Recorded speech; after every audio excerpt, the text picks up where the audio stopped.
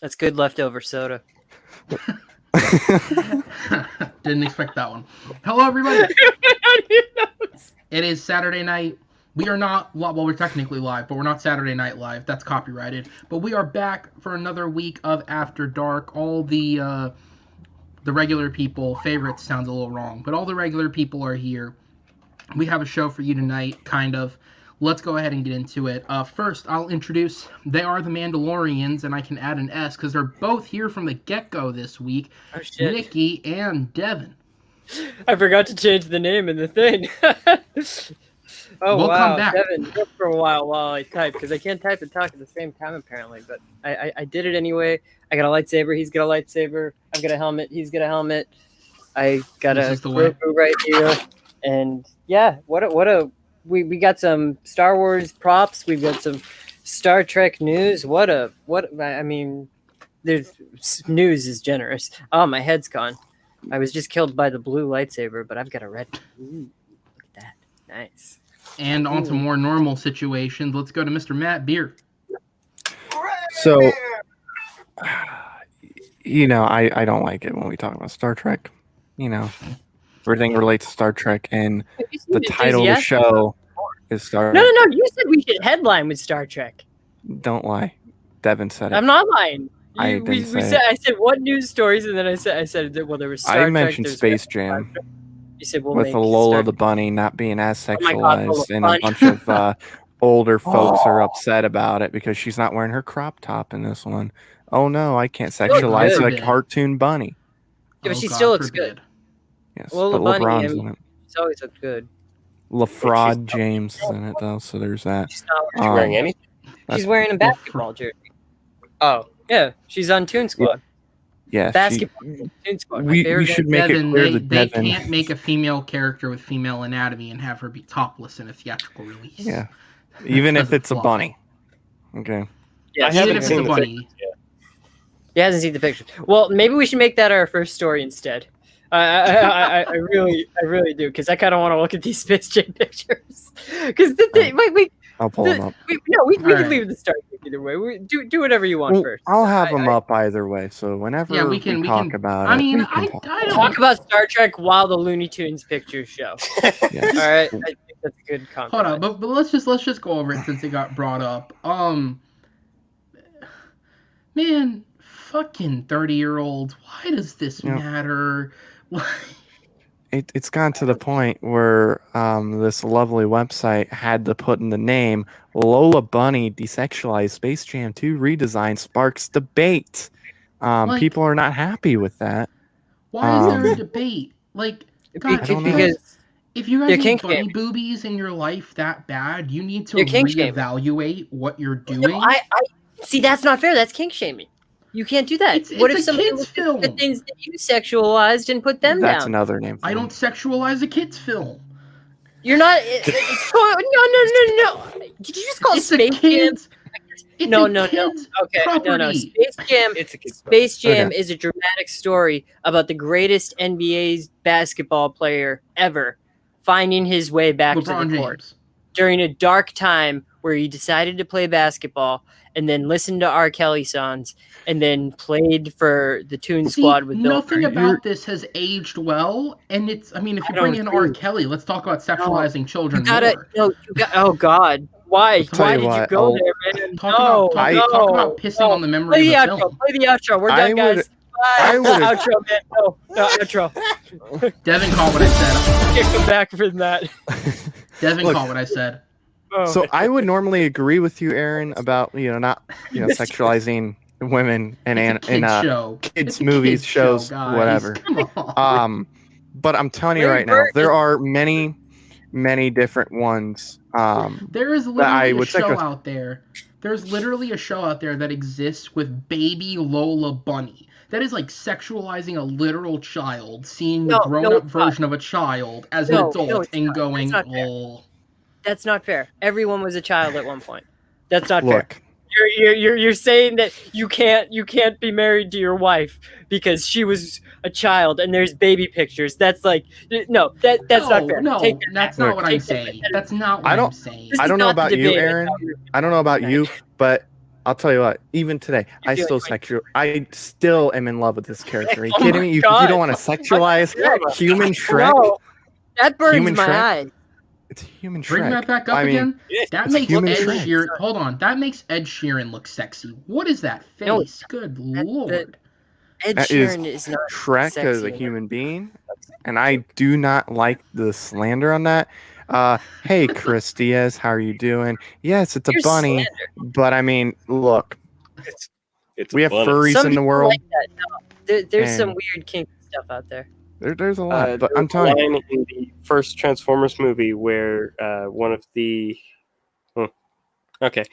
Megan Fox's boyfriend called her little bunny, and she made a comment about, "I can't tell you how much I'm not your little bunny." People have been sexualizing bunny since the 90s. There's an episode of Friends where Chandler Bing is in a bunny costume, and then Monica is very into it.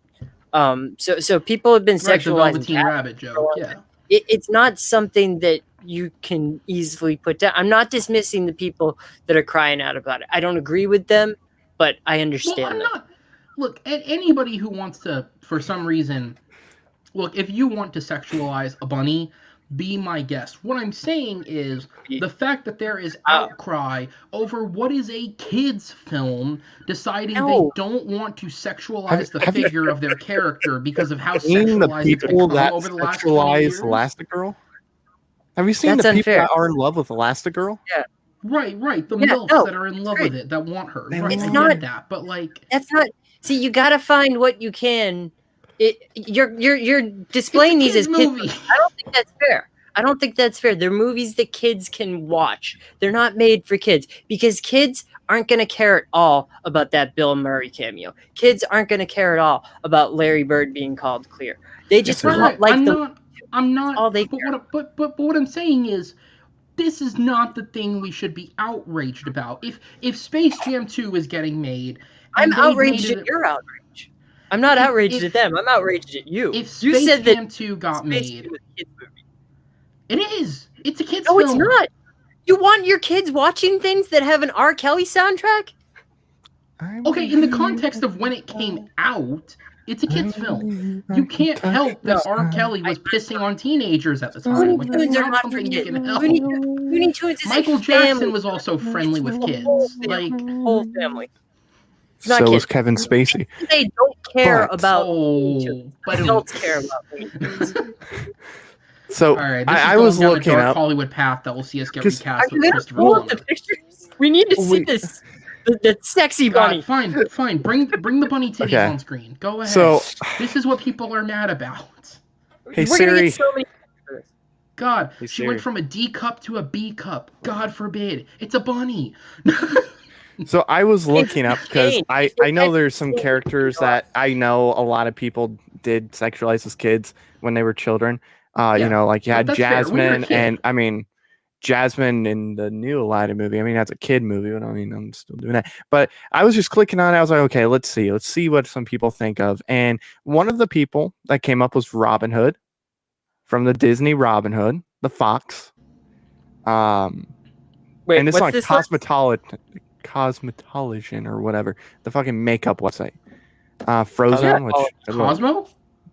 yes, Cosmopolitan. there we go. I see. I can't Women speak. really like that Rule 34 stuff. And Scar from the Lion King's another one they're totally into. But okay, so here's my argument. Okay, it's Yeah. not that people find an attraction to animated characters, right? I mean, for God's sakes, I was friends with people. I not for me Right. personally, just not for me, but I was friends with people in middle school who were bronies. And part of Right. that was an attraction to the ponies. Like, I get it. It's a thing. That's not what I'm attacking. What I'm attacking is the people who create literal internet outrage to a point where it's being reported by news sites because Aaron, Lola's where are cup you size finding this changed. outrage? But where are you? No. What you need to understand is everything. Like, just because it's under news does not make it news. Just because someone calls it Right, news but I'm does saying not. if it didn't reach a certain level of height Prevalent. in terms of how many people were doing it, it wouldn't have been brought up in the first place. But if you're seeing it, it's because you've clicked on stuff like that before. Like if it shows up, because I'm not they wrote a talking about news article about it. No, I'm talking about the way that the I don't Facebook watch Google Bunny's news Fun. algorithm works. Like is they like see things that you clicked on before and then they do more. Like I get all these things that I hate that say see Nightwing in Robert Pattinson's The Batman as some guy, I don't know, Ferris Bueller. I can't think of any actor's name right now. Timothy Matthew Chalamet Broderick is playing Nightwing in the Batman, and it'll just be like a fan made image of him, and I hate that. Just because it says it's news does not make it news. I don't think there's any outrage. I think it's more just people are mad that they're changing. And mad is even a word. They're what's that thing when you're really attracted to something and then that something gets less attractive and then I don't know. it's like what's that, marriage, that's what it is. There you go. Yep. So I'm Bad going to joke. pull up some tweets of some people talking about this whole thing because I found it funny. So here's the whole thing. So you have Lola Bunny. She's going to be wearing a basketball jersey. Right. That's what everybody's freaking out about because she's not wearing a crop top anymore. Rajat Shrez. Now you can try to pronounce her name. Huh? It's just that. Yeah, it's a basketball jersey. Right. Is what she's going to be wearing now. She was wearing a crop top. Shorts underneath her shorts. It's a change in uniform, and it's a cup size decrease. Yeah. Space Jam 2 saying, LeBron James, hello, Lola. You do not make me horny. I respect you for basketball. Lola Bunny, thank you. Here's if we want to get real for a second, I am actually going to get serious for a second. Yeah. I'm not saying that there might be people who are actually into that stuff that are angry at it. My problem with it is that, like Devin said it, they've nerfed her everything. Like they have clearly made it so that nobody can view that and be, oh, they're trying to sexualize this. Oh, they're trying to suggest things to a younger audience, where I don't think that's ever what they were doing before. This kind of just ends up being like, censorship. Nothing can be sexualized in a kids movie. But it's a kids program. That's where the problem comes in. So the problem is it's like censor everything like that in a kids movie. Adults have no reason to see it because that's a fun joke. The fact that the bunny is like but it's okay. Have you seen the original? Have you seen the original Space Jam? Yeah, it's played for laughs in the movie. It's not. Her entire role in it is as a sex joke, and I'm sure I saw it earlier today, and I'm sure Matt can speak on it because he's seen it as well. The sequel, Coming to America, that was another film where the original had a highly sexualized content that had to be toned down because things are different now, and especially with a kids film, like for me it's a case of I understand why they did it, and I don't understand why there's backlash to it. Like, if you are I get being a kid and finding a bunny with boobies hot. Like, if that's what you're into, I totally get it. I'm not even talking about that. What I'm saying is that it's like they're hiding anything adult from kids. I don't think that'll be the case. I don't think that'll be the case when we see the film. A movie that was made because really, I think the appeal for kids, even when that movie came out, wasn't Looney Tunes. It was Michael Jordan, because that's what the appeal was when I was a kid. When I saw that movie, Looney Tunes was there for my parents, and I was there for Looney Tunes. I was, well, you weren't a Michael Jordan kid. That's the problem. Michael Jordan was retired when you were born. But like for the people who grew up in that Jordan era, we were there for Jordan. Parents were there for like funny Looney Tunes laughs. And the Lola Bunny thing where like they introduce her and like just bugs like that's part of like the charm of Looney Tunes. Right. Looney Okay, Tunes has but always been sexualized. what I'm saying is this is dressed up as a chick. Exactly. This is a character, and you're right. In the original film, it is played for laughs. But here's the difference: it's now gone from a joke that adults will laugh at and not read into any deeper to now they've waited so long that we're at a point now where we have a generation of kids who may have found her for whatever reason attractive when they saw the film, and now that they're grown up, they are going to go into this sexualized. And this has happened before in other properties where they've redesigned Lola and there's been backlash over it. And like people were looking there, I'm serious. There were a sect of people that were looking forward to this film simply because they thought they were getting bunny boobies back on Lola. And now there's outrage over it. It's so stupid. If you Well, when I saw because you guys Space brought Jam, it up, so I'm gonna speak on it. when I saw Space Jam for the Or I could first stay time, silent I for never 16 looked at. minutes. Well, I never looked at Lola in the first Space Jam. I never looked at her when she came on screen like, oh, boobies. I saw her go in. The guys were like, oh, you know, you're a girl. Oh, you're attractive. And then she goes in and she kicks ass. And she happens to be, She's the second best player on the team. And to me, when I watch the movie, it's like, wow, I didn't go, oh my God, she's hot. I went, oh my God, that's a badass woman, you know? Like, Right, she's 'cause you're kicking ass. normal. You know, it's that's also me. Like that.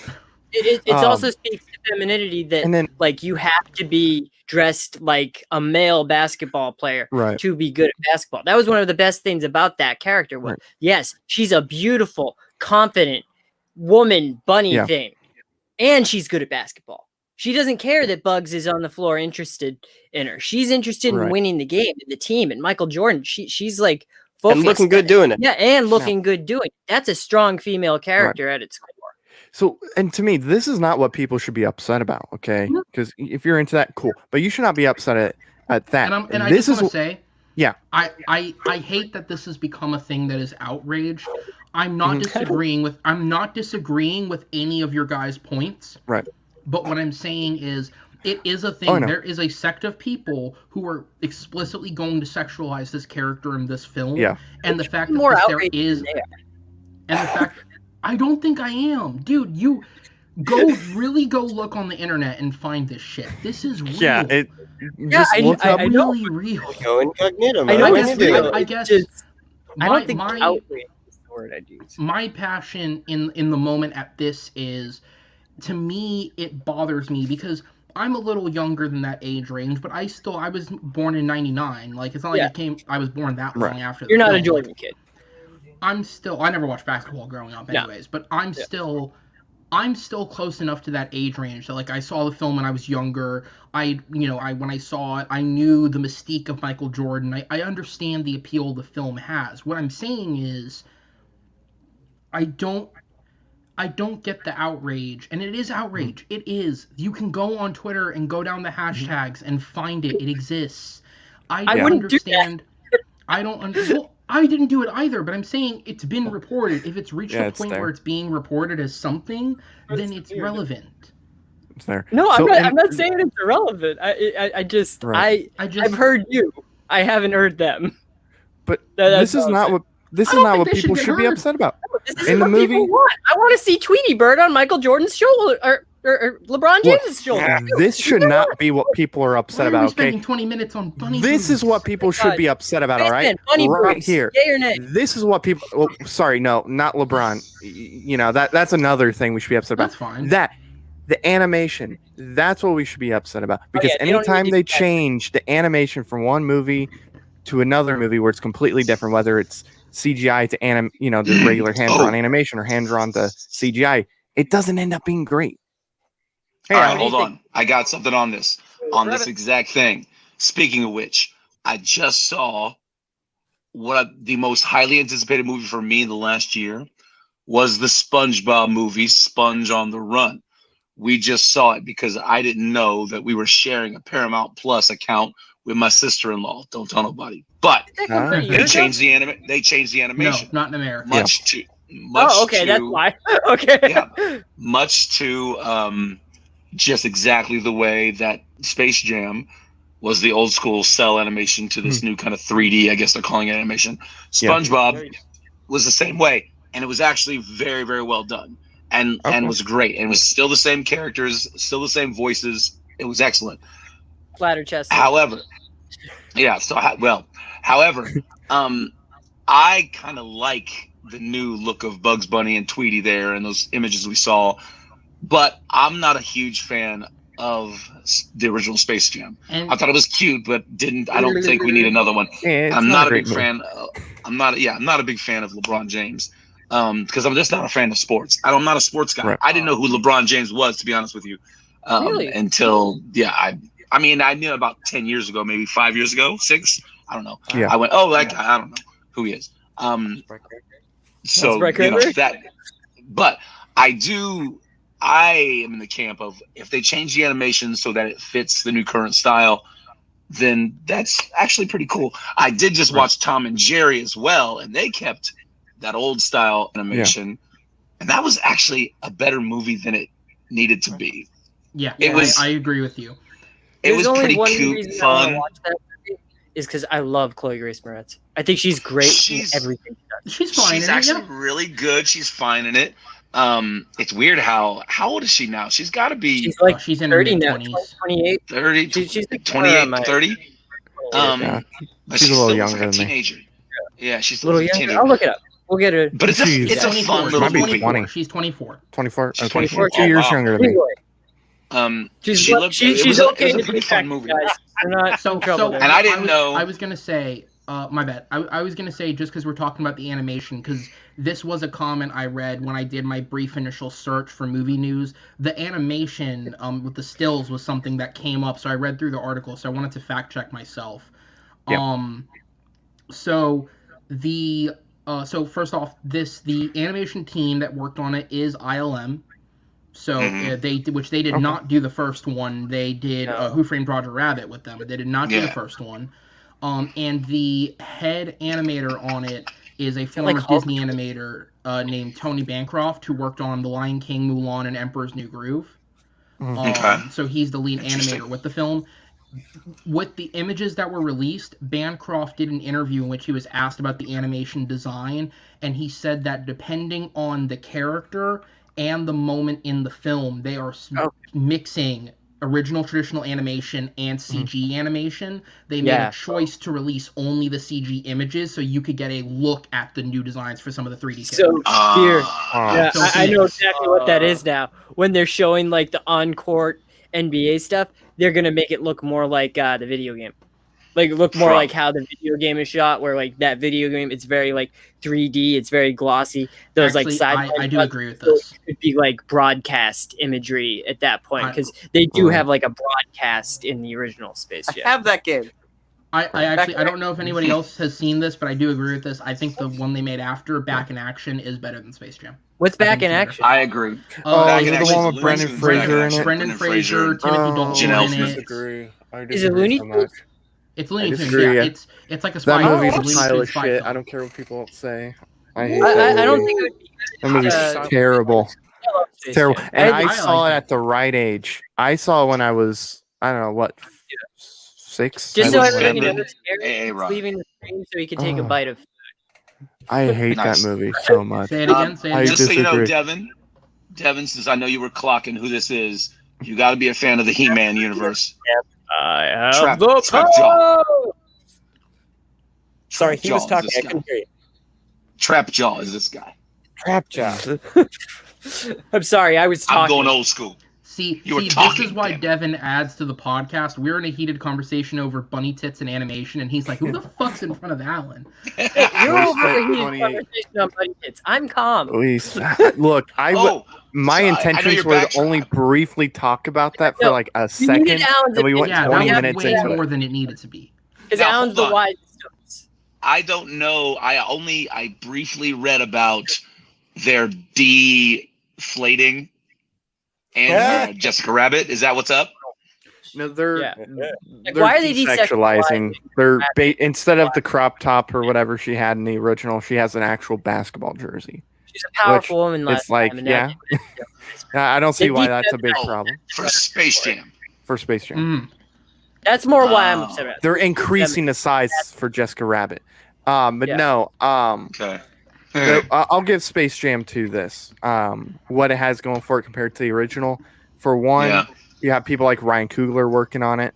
And then the other thing that I'll give it credit for is the fact that LeBron James is not nearly as good of a basketball player as Michael Jordan, but a million times better of an actor than Michael Jordan. Yes, I'll give it that. He fouled. I don't know. He's so much better. He's good. His performance in Trainwreck is so much better than Michael Jordan's in Space Jam. Because Michael Jordan's I'm Michael Jordan. I forgot about Trainwreck. He was pretty good. And actually, I will say, he's in something else too, and he's good in. I can't remember. The director of this film also does interest me. Malcolm Lee. He's done. He did Barbershop 3. He did The Best Man. He did Girls Trip. He's done a couple of solid. I like films. Girls Trip. Yeah, like he's got a solid filmography behind him. Like very slowly over the years, built a solid filmography. So that also gives me some hope going into it. And he's also relatives with Spike Lee, which I just read on his Wikipedia page while I was reading his news. Girls Trip is when Tiffany Haddish peed on those people, right? Yeah. Yep. Yes. And Tiffany Haddish does a voice in the SpongeBob movie. Oh, good for her. And my kids recognized her from. They said, "Oh, that's the evil queen in the Lego Movie 2." She is. She's in that. Yeah. Good on your kids. Good for them. My kids be listening to those voices, man. Yeah. That's a talent you develop early. Because I always knew that, this is CNN. I'm like, oh my god, it's Mufasa. Aaron, that is way more distracting than you taking a bite out of it. Right? Just take a bite. When Keanu Reeves is the wise sage tumbleweed in SpongeBob, and as soon as he shows up, my kid goes, "Daddy, it's Ted." Yeah, yes, that's my boy. That's why I asked if it already come out. The international release is what has confused me because I may have seen some of that somewhere in Europe. Maybe, possibly. Yeah, my European vacation. We'll do it on a blue screen. There you go. As a quick, diehard SpongeBob for Life fan, it's very, very good. I loved it a lot. But it's the first one is still the best, but I think the first one is a genuine masterpiece. The second one is quite good. What's that? That's the Hasselhoff one. David Hasselhoff. The second one is really, really good. The third one's better than the second one. So I've got to go 1, 3, 2. There we go. Like John Wick. Like John Wick. Yeah. Oh, for me, I think 1, 3, 2, 2, 1. The other two are bad. Yeah. But yeah, John. Anyway. John Wick. Yeah. Anyway, speaking of do we Keanu, get to Star Trek now? Yeah. I mean, does Star Trek have a boob controversy we want to go into, or actually, yes, several. Oh my God, several boob controversies that are current. Current? Well, the Orion slave girls unionized. Good for them. So yeah, no, it's about time. Some of them joined Starfleet. Some of them tried to destroy Discovery. Is that animated one still going on? The kid-friendly one. The kid-friendly one. No, the Below Decks. The Lower Decks, yeah, and then they're also coming out with Prodigy, which is that's the kid-friendly one, right?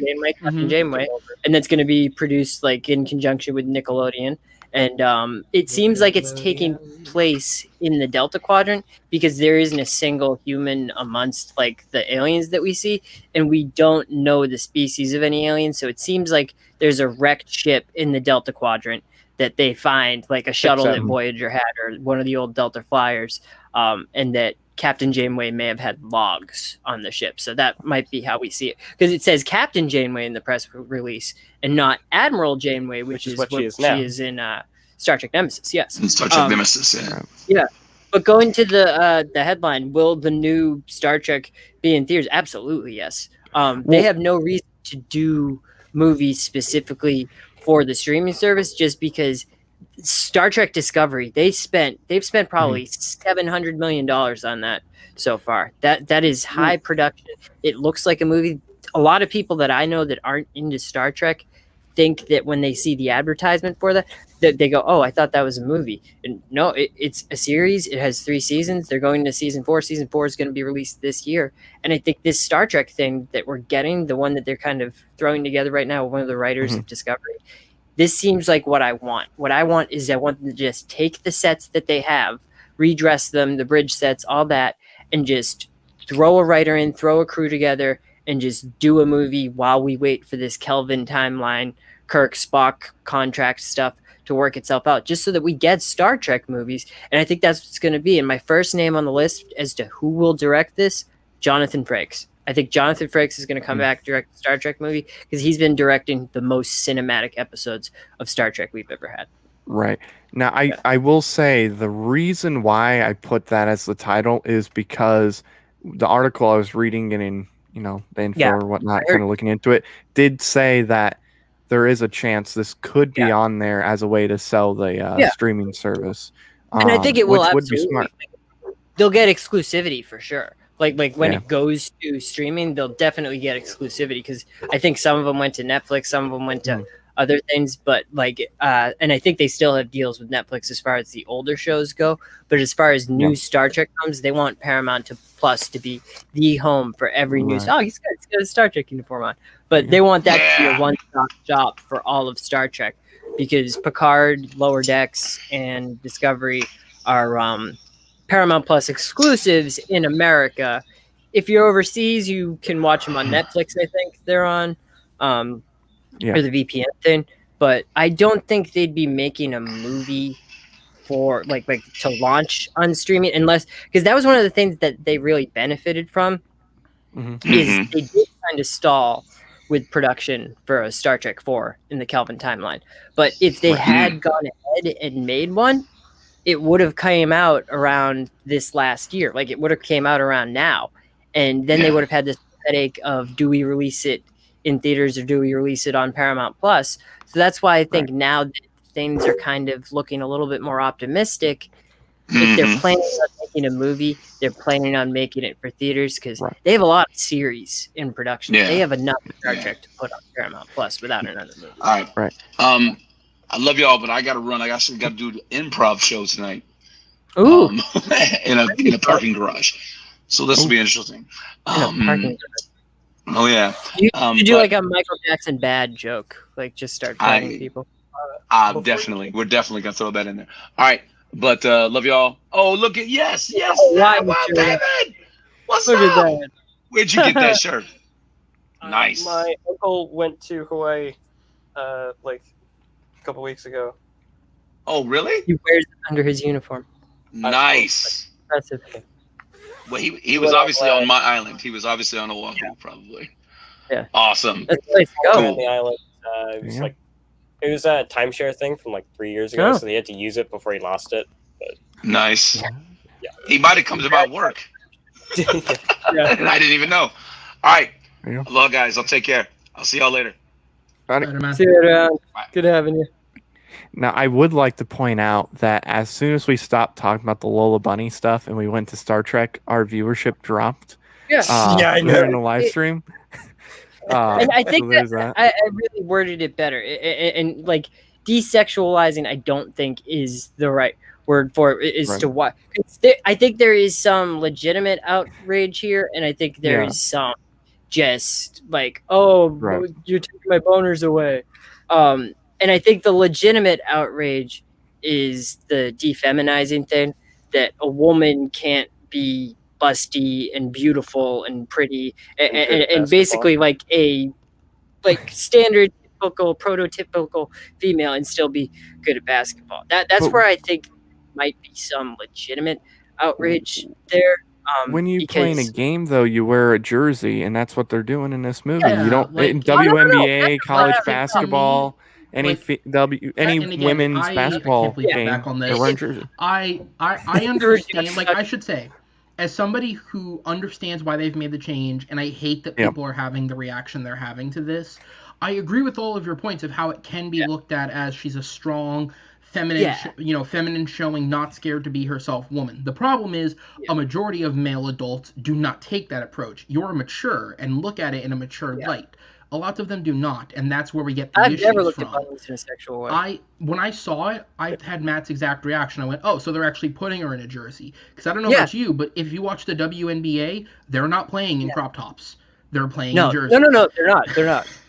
And so they're not, again, this kind of plays into the WNBA stereotype of what the WNBA player looks like. There are some very, like model-looking WNBA players out there. They don't. They come in all shapes and sizes, like Aunt May says in Spider-Man: Homecoming. But, and that's another thing that Lola, but she's basically the Playboy bunny. That's another thing. She's basically the Playboy bunny. Like the logo for Playboy is a bunny. So people were sexualizing like female bunnies long before that movie came out, and I think that's part of the joke there. Like, I don't think they're playing it for boners in Space Jam. Is what I think I'm trying to say. Is that it was played more for laughs to Bugs's reaction to it. Yeah. So Star Trek. I'll give my point. Like I said, we don't know much about the title at all. Like we don't know what the movie's gonna be about for the most part. I have no idea. So when I was looking, I almost put the title as, will this be an original story or a sequel? Because J.J. Abrams and Bad Robot's still producing it. So I was like, maybe we do that. But I went with, will it be, in theaters or exclusive? Because I think that is something that Paramount is going to be discussing, because they're getting a writer from the Star Trek Discovery show. The movies, while I don't think are bad, the recent ones like Beyond, I thought was the best of that trilogy. They aren't big money makers, but they still have that fan base. And I think even though Star Trek TV is still something that a lot of people watch, there's still people that watch the movies that I don't think went to watch Discovery and whatnot. And Paramount Plus, because they had to rebrand, because CBS All Access is a failed streaming service. Not enough people subscribe to watch. Most of Discovery's viewers are international. True. And also, I know you love Discovery and whatnot, but Discovery, if I'm not mistaken, I believe has gone down a little bit as it's gone on with viewers. Not a whole lot, because obviously they're doing season 4 and they're spending a ton of money on it. But it's not like the most watched thing. So you have Paramount Plus. It was the most watched thing on CBS All Access. It just actually no, Picard overtook it. So that's what it was, the most watched thing on CBS All Access. Then they started making other Star Trek shows. I mean, what else did they have though? Because they had CBS All Access had Twilight Zone. Twilight Zone. They were not. They had like nothing. Nothing. It was very weak. I didn't even subscribe to it. It's a bad service, and they really did need the rebrand. What makes me think, but Star Trek, I don't think they'll do that with. I definitely think this is going to be a Star Trek on a budget. I don't think it's going to be a proper Star Trek 4. I think this is more like them doing the low budget while they try to get Star Trek 4 off the grounds, because I think Star Trek 4 is going to be everything that you want it to be, but this is more going low budget just to see, like, okay, they have the option of throwing it on the streaming service if it ends up being not like subpar, but they also have the option of sending it to theaters if they think they can make a lot of money off it. It tests the grounds. And you brought up the Bad Robot thing. Do we know about Cloverfield? Because I believe that was something that was a Paramount property as well, and they sold their for Cloverfield Paradox, they sold it to Netflix. I don't know if there's any perpetuity rights there, or if it's something that Paramount can put the Cloverfield movies on there. Because a Cloverfield movie for straight to Paramount Plus, that would be more likely, I think. So I think the reason why they sold that to Netflix was because the movie was terrible, and they knew that it was terrible and it wasn't going to make anything. The difference between that and this upcoming Cloverfield is this is like an actual sequel to the movie that came out in 06, 07, and it's not going to be found footage. It's going to be shot like any other movie. But it's Paramount though, right? Yeah, it's still Paramount. It is, like, but it's a I think it'll go to theaters because I just decided to look it up quickly while we're talking about it. It's an equal joint venture. It's described as an equal joint venture production-wise between Paramount and Bad Robot Productions. So Bad That Robot always is Godzilla. basically Bad Robot is staking as much into this as Paramount. And the Cloverfield films have been successful. I don't think both of them, because I know 10 Cloverfield Lane made its budget back. I'm very sure the first one did. So they've been profitable. First one did really well. But low budget sci-fi, that's more likely to if we're doing low budget sci-fi, I think that's more likely to go to Paramount. But I'm sorry, continue. So so the first Cloverfield made $25 million and earned 172. The second only earned 110, but it only cost them $13 million. Yeah. Those movies really make their money back well. Like, it's almost the Blumhouse approach where we're not going to spend a lot on the movie, but we're going to raise the stakes as far as compelling story goes. Because that's the thing. There's a market for B-level sci-fi, that Twilight Zone type thing. It should also be stated that, because it's a weird line to draw, but there are also 2 other films that have received theatrical releases that were also both successes box office wise that did start out as Cloverfield films, but were rebranded after Cloverfield's kind of fall off in the name. Those were A Quiet Place and Overlord, both of which were successful on their budget. They both started as Cloverfield films. Right. So there absolutely is a recurring history of so good. There's a recurring history of these. Last week, Black Superman, and that'd be Giovanni Depo. Yeah, I think he'd be great. Incredible. Yeah, he's a great actor. I think that might be my favorite movie that I've only seen once. Watch it again. It's good. Yeah, I'm gonna watch it again. I can't wait. So good. Oh, yeah. So good. But so good. I still just with Cloverfield, even it's so good. But Friday, so good. So good. Oh, so good. You've never been a Fenway. That's so good. Yeah. Yeah. Okay. Cloverfield. Anyway, no, I was waiting for you to talk. I didn't know which one of, but no, the movie, The Overlord. Yeah, that's a good movie. Good. So good. So good. No, but I remember when that first came out, people were saying if you wanted it to, you really wanted to massage it. That could be a Nick Fury origin story.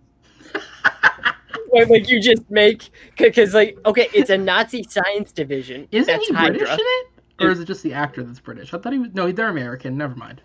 Get what I'm saying? They're American. Ian DeCaster haters in that, and Wyatt he's Russell, in DeCaster. Okay, I'm sorry. Decatur haters. From Agents of S.H.I.E.L.D. and I can't be bothered. Yeah, so good. So good. Okay. Cloverfield 2, though. So Star Trek. Do you think? So we'll go around the table. Do you think it will be a Kelvin timeline sequel? Do you think it might take place closer to Discovery's timeline? That's what I thought with the writer, that maybe it could take place in this future that Discovery's in. Do you think it'll be Next Generation timeline? Will it have the Kelvin crew? Will it have a different crew? Will it just be a random crew? What do you think? I have no idea who the crews are, to be honest. Conspiracy? Well, that's the thing. That's why I think if it's not conspiracy, no.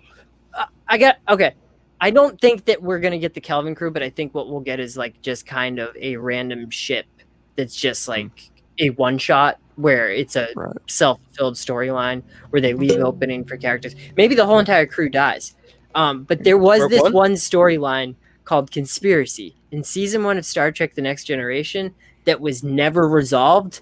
And I've always said that a really good, low-budget Star Trek movie would be to make a sequel to that plot, because it's never resolved, and it's about these little worm things that, are in the back of their necks that, take over. It's like the Invasion of the Body Snatchers type thing, and, they take over and infiltrated Starfleet. So I would just love it. They got pretty damn high, too, and they never are heard from again. So I think that would be an excellent, just throwing ideas out there. Maybe. What do you think? So good. What crew? What ship? I don't know. I can only go by the movies. We're gonna go with the Chris Pine gang. Go with Patrick Stewart and his crew. The original series crew. I don't could think be one of them most of them are dead. or somebody different. Yeah. You could have Captain Sulu, George Takei come back. The There you Cisco. go. The Cisco. Just him. Oh, that would be great. A Deep Space Nine sequel. Is that Aaron, Star you've Trek? been watching a lot of What? Star Trek movies lately. I have. Yeah. As somebody who's only seen the original 6 all the way through, and most of them are dead. So I was watching don't have much Generation earlier today. I don't know where you. Yeah, it's great. I decided to watch a couple other things ahead of it, but probably tomorrow or Monday I'm gonna get to it. Yeah. I wanted to see Coming to America, so I watched that instead. But I haven't seen it. But I don't care about being spoiled if you guys want to review that. I love the first. I love the first one, Me too. and I thought the second one was fine. It was good. Yeah, I didn't get to the end of your review. Did you score it at the end? What did you? I'm curious to what you. 2.75. 2.75. Okay. On my natural scale, of 10, I gave it a 6.5. So I'm a little above you. Around. I'm a little I'm gonna above you, start maybe. doing reviews. Yeah, it's like 5.5 is what I gave it. Reviews where I just rank everything. So it's like it's 12. not. I was gonna It's say because that's all I'm Like, gonna what's do your when score, when I review for the channel. I'm just gonna take my natural score and divide it in half. That's whatever it is. But no, There you 12, if you want to do something comedic and just like, what's your score? 12. It's the largest number you can say with one syllable. So that's why anytime in screenwriting, if somebody wants something to be like syllabalized, they always go with 12 because it's the largest number that you can do with one syllable. If you're trying to do Did I see? So yes, I did see Raya. I got the chance to see it before it was publicly released. Because No, I didn't have that. the soundboard. Good for you. So I have seen it. I'm not going to talk about it because Matt posted, if you guys watched, Matt posted a Coming to America review, I believe yesterday. Yes, that sounds right. Yeah. And so reviews are going to be kind of like how me and him have done. I've done a couple trailer reactions. He's done more than me. Reviews are going to be a thing we're starting to do on the channel as well. So I have a review for that, and I have a review. I loved it. The best thing I can say is if we go back 10 or 12 years in terms of Disney animation, I think it's one of the best they've put out in that period. I really do. And this has been a very strong period for Disney, but I think it's one of the best. There's your I would say, like, as far as reviews going forward, if we are going to do those videos, and I mean, maybe people watching have an opinion on this, is that if we're doing, like, so, like, we did the WandaVision thing this week. Right. Obviously, that's the series. Spoilers. Are you guys going spoilers in your reviews that you're doing? I haven't. I might do one with Alan and Maddie tomorrow for Coming to America, but when I do my reviews, it's just standard. I probably will. review. I'll just keep it a standard review. Yeah. Well, then, either way, yeah. No, if you want to go more in, I was gonna say you could go more in depth on one or the other. But if you wanted to talk spoilers, Tom and Jerry is a film. Tom and Jerry is a film. Is a film I'm going to do a review on. Yeah. It should be up in the next couple of days. Have you already done it? Or? I don't need to go. I've not filmed it. No, both of them are being filmed tomorrow. That's what I want to watch. I'm not going to go in depth on it because I don't think it needs an in-depth analysis. No, I might want to do it with you. But you want to what? I want to do it with you. Have you seen it? No, I might want to do the Tom and Jerry review with you. Is what I was trying to say. All right, we'll talk. And it just came out. I want to do it with you. We'll talk. Please don't. All right, so I was gonna say, Matt, you had one more? Sorry, yeah, to finish up on Star Trek, so I don't just brush off Nikki's love. We're off the rails today. I don't honestly have much of an opinion on it, quite personally. I'm not informed on Star Trek enough to really have an opinion. What I'll say is, overall, most of the movies I've seen have impressed me. I'd say I liked 4 of 6 thus far. You loved Spock, right? I thought it was good. Voyage Home you like better.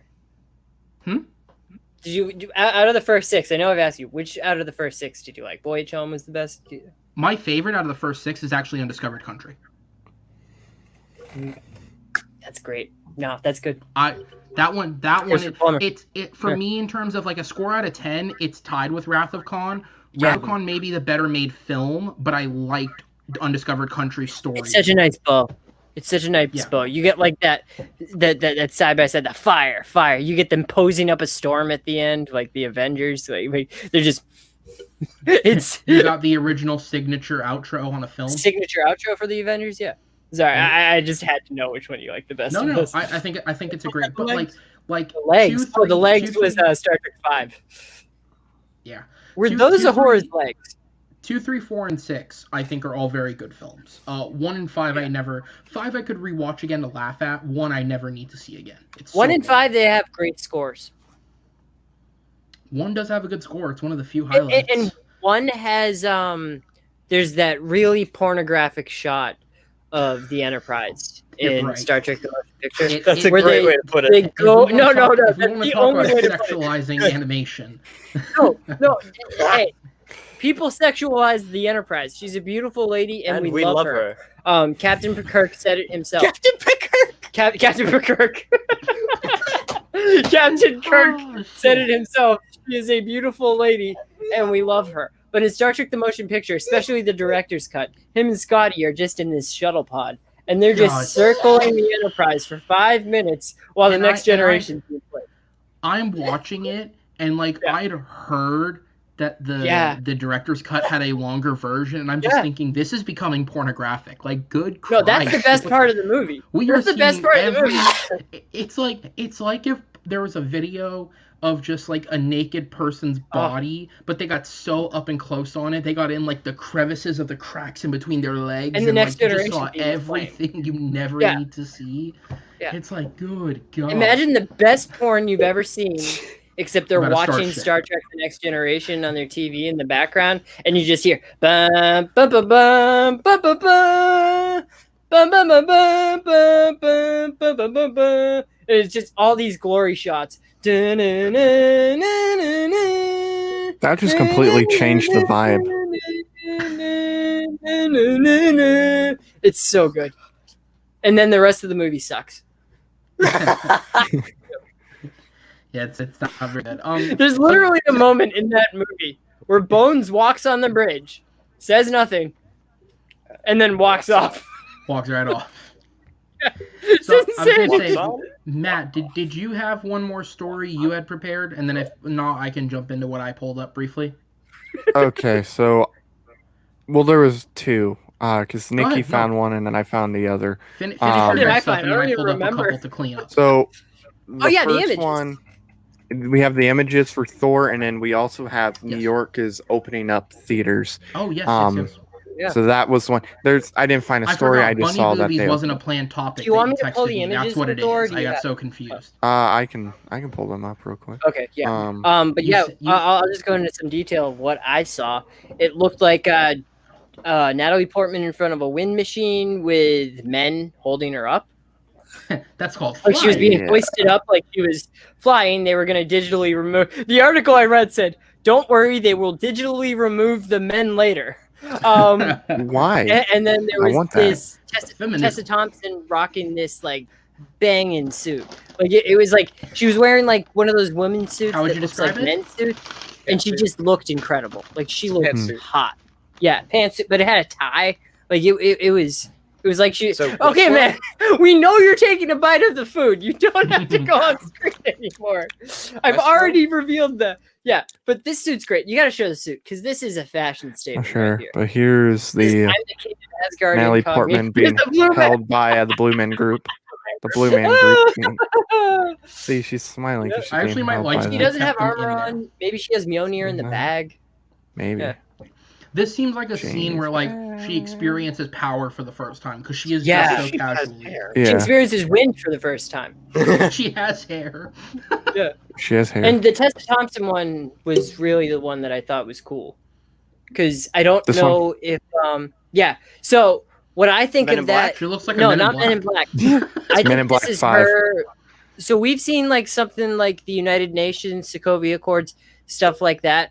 I think Asgard is an officially recognized country now in the MCU. Like as far as like the world landscape goes post Endgame, I feel like Asgard's like its own independent state, independent country, and that the reason she's like, and she's the queen, or the king. No, she's the king. She needs to find her queen. That's what they said. She's king. I like that. So she's king of Asgard. So she's dressing like a king would in like a United Nations setting. Like even like people like T'Challa. Not so much when T'Challa was king, but when T'Chaka was king, he dressed very Americanized, very formal suit and tie. That looks kind of like T'Chaka. Blown up. So that's what I think it is. I think that's what we're seeing King of Asgard there. She's on official business as the king of a foreign country in that picture, and she's watching Jane Foster in the Wind Machine. Right.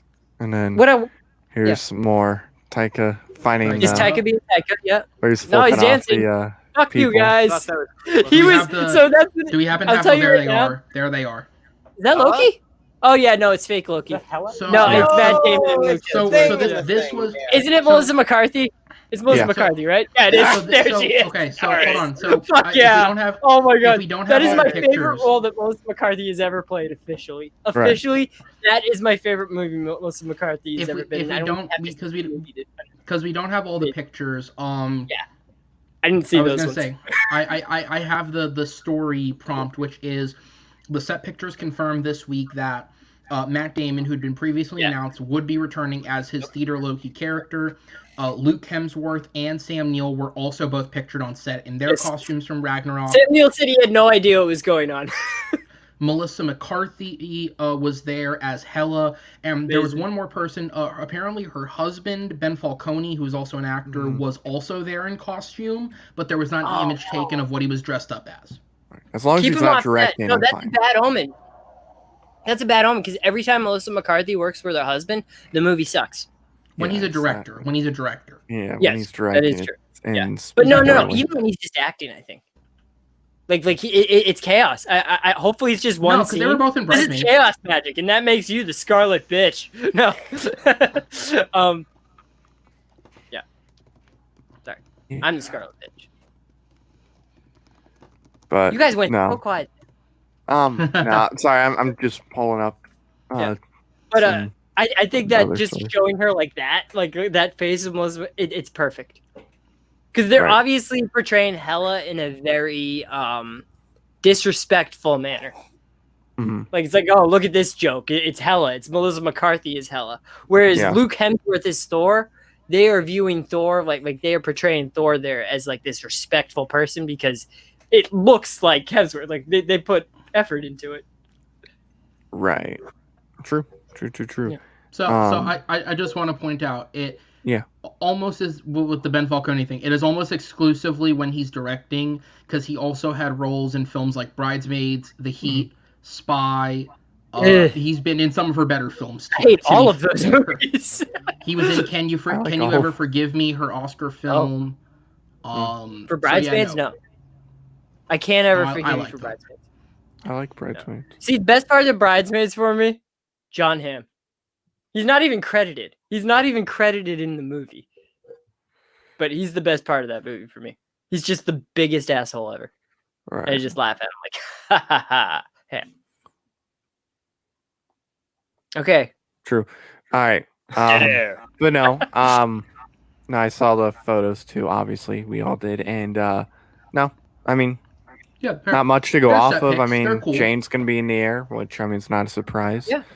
We have Blue Men Group being in the movie, which is pretty cool. I took more out of it. It's a pretty cool comedy. Yeah, it's pretty cool. I think the Blue Man Group it confirms the inclusion of the Kree. True. So there you go. Yeah, Blue Man Group. Did y'all see the goats? The goats. The goats. There were goats. Mm-hmm. Oh goats? Yeah, the pet goats. I didn't see the goats. It's something from the comic books. Now. Like Thor has pet goats or something. Yep, Tooth Gnasher and Tooth Grinder. Yeah. I need. I don't know how Devin. Nordic. They live in like Nordic Norway. I'm sure there's goats. Yeah. Yes. But I think what's interesting is who's putting on the play this time, because last time it was just like Loki indulging himself. Mm-hmm. Who's like doing it this time? Is I this don't know, like the Asgard type has a theater company now? Who? Asgard has a theater wow! company. No, that'd be amazing. Asgardian Productions. That's how they make their money. That and seafood. There you go. And Asgardian ale, beer. Yeah, right, beer. They did sell beer. Maybe Korg contributes by being a Fortnite YouTube streamer. You know, maybe he makes some money off of that. Oh yeah. No, I'm so disappointed because I teased this last week that I was gonna show a video of me killing the Mandalorian over and over again on Fortnite, but unfortunately, I streamed it to Steam and not Steam. What's the other one? Twitch. Mixer? Okay. Oh, Twitch. Yeah, Twitch. And they only save it for 14 days, so now it's gone. So I have to kill the Mandalorian again. Yep. Damn. There you go. Fortnite and more, go to Twitch. Right. All right, so New York? Yes. So I believe yesterday, theaters were allowed to be reopened in New York. Not at full capacity, obviously. So that obviously is big for movies coming out. And I know Chris brought it up in the comments, which we can talk about a little bit too if you want to. But now with theaters reopening up, and we're assuming it's because of the vaccine plays a part into it and whatnot, they think by May there's going to be enough vaccines out for everybody to have an opportunity. That's an adult. So now you're starting to see movies come up. Movies are starting to go up a little bit. Later. Okay. We'll talk I think we're about going to get Black but... Widow. Yeah. Yeah, Black Widow. I think now with New York opening and or New York opening theaters up, Black Widow's. I'd be shocked if it didn't come out in May. Yeah. And I think it'll do well too. Yeah, I don't think it's gonna do. I think it's gonna do well for what we're used to, like from the past year and whatever. Definitely not gonna do well in like the sense of like what Marvel stuff does normally, just because, still May, people are still gonna be a little freaked. I think it will make more in theaters than the Whedon cut of Justice League. That's my prediction. Well, that made what? More than Widows? 600 something million? Yes. Well, it made more than Liam Neeson Widows. I don't think, I think Black Widow at most is going to make about 400. It's going to make about what Ant-Man, Doctor Strange, Iron Man. That's what we're looking at with which is success now. That is what we can measure success in this day and age. And I think that's something that it's not like an end game number where they can brag about it, but we were the first movie out the gate. We brought movies back. Right. So I think they can still gauge a metric off of that. Maybe. But in order for Black Widow to be more successful than Justice League, as far as what it made in the box office, it would have to make over 657 million. So I don't see Black Widow doing that. I meant more profit. That's a hard bar. I guess I meant profit. Well, yeah, because Justice League did not profit at all. It really didn't make much because of all the marketing and the budget that went to it. And the whole entire movie that they're releasing now that got thrown out. Yeah, because Justice. I wish I could see the all the emotional support the actors needed after making it. I do have an update on the deepfake.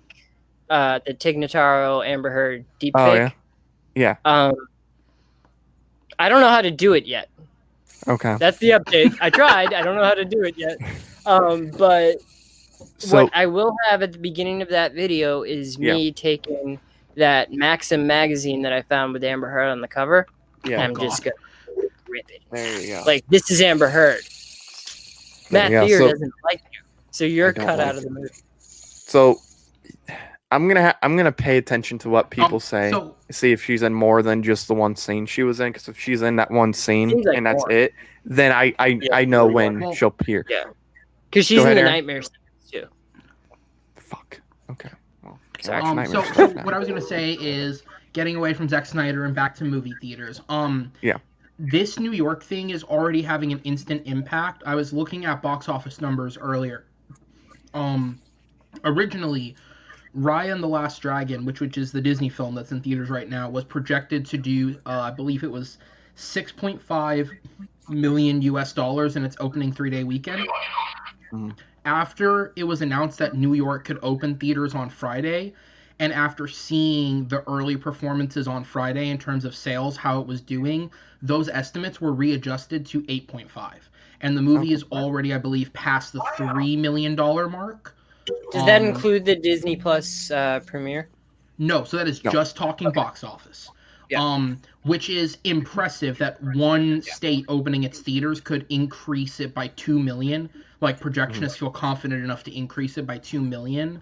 Right. Now, it may not hit that, obviously, but the fact that one state gave them that much confidence shows how much of a big factor having New York back is. I think the next step for that is going to be well, obviously California. But what I will say is that film is making money. I've looked at showtimes just out of curiosity, like on AMC websites, to see how it's doing. Especially at like where I used to work, the Disney property, it is selling out theaters as best they can with like seats missing. Here's the thing about California that I like about this. It's just like poetic. Does it? Yeah, you took it from me. California,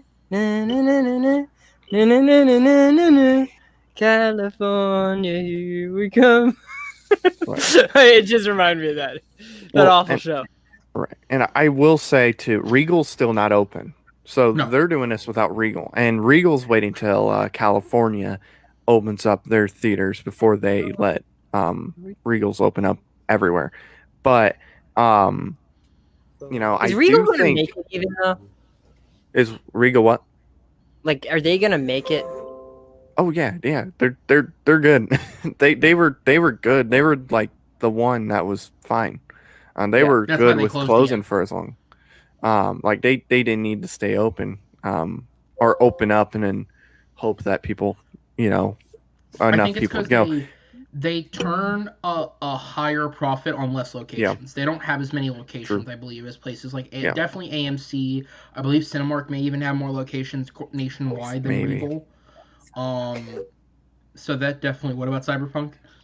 Right. No, I set up this thing on my computer and I was trying to look something up and I accidentally remote connected to the computer that was running the video game.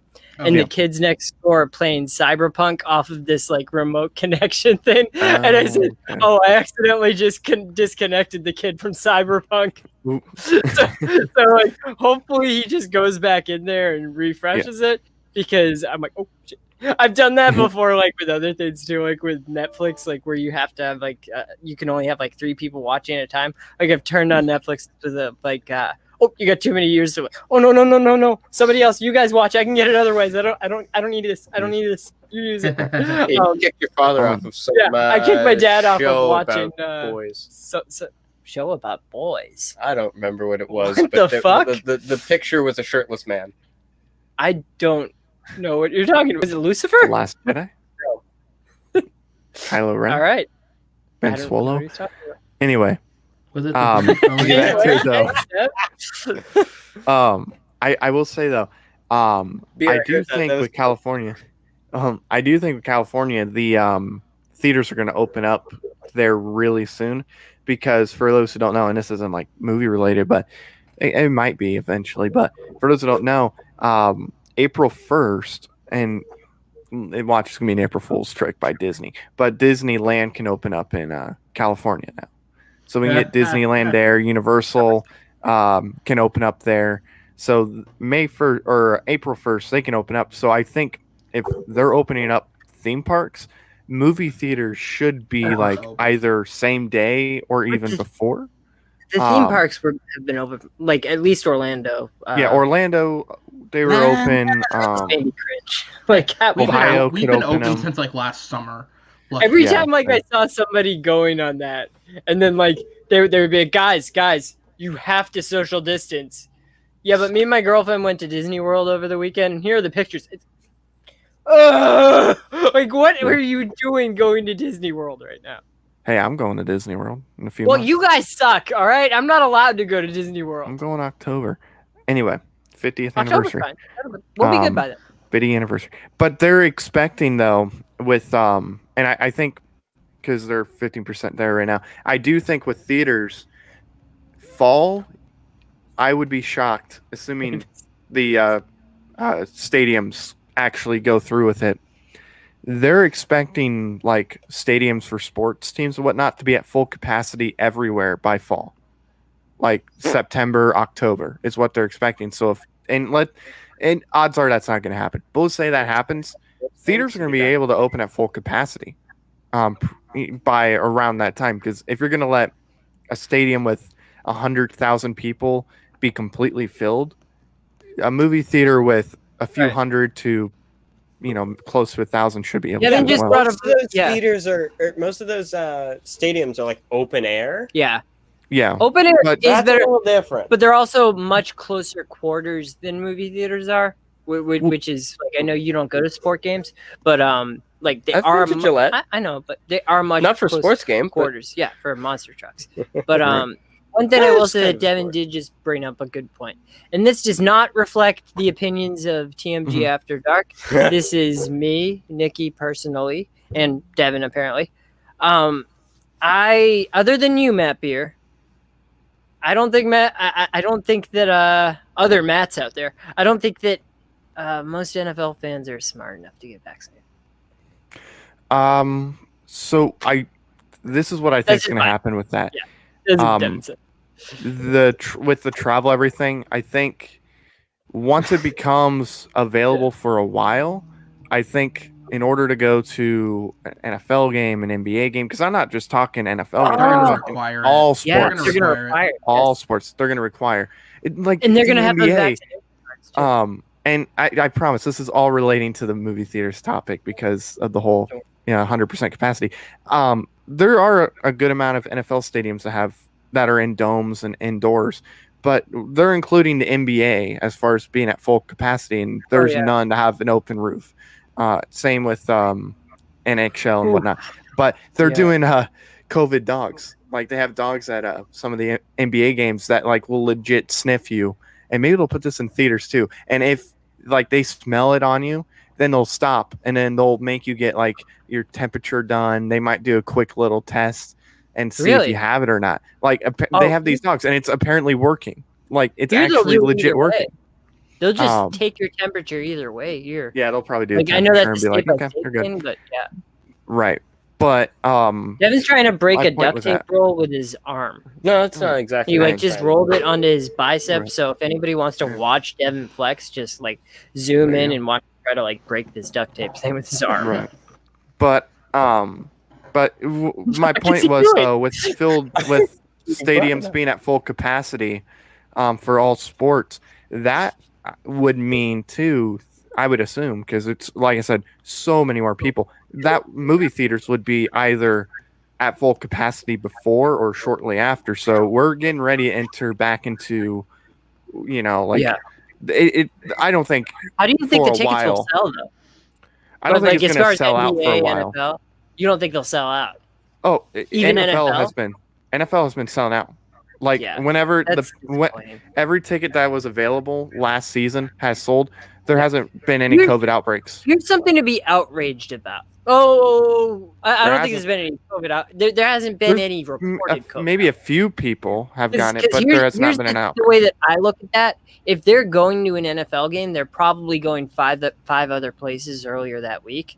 So if they do get COVID, they'll blame it on one of those other places and just tell themselves, "Oh, it wasn't from going to the game. I had fun going to the game." But it's just that's one of those things that just really bothers me as far as optics go.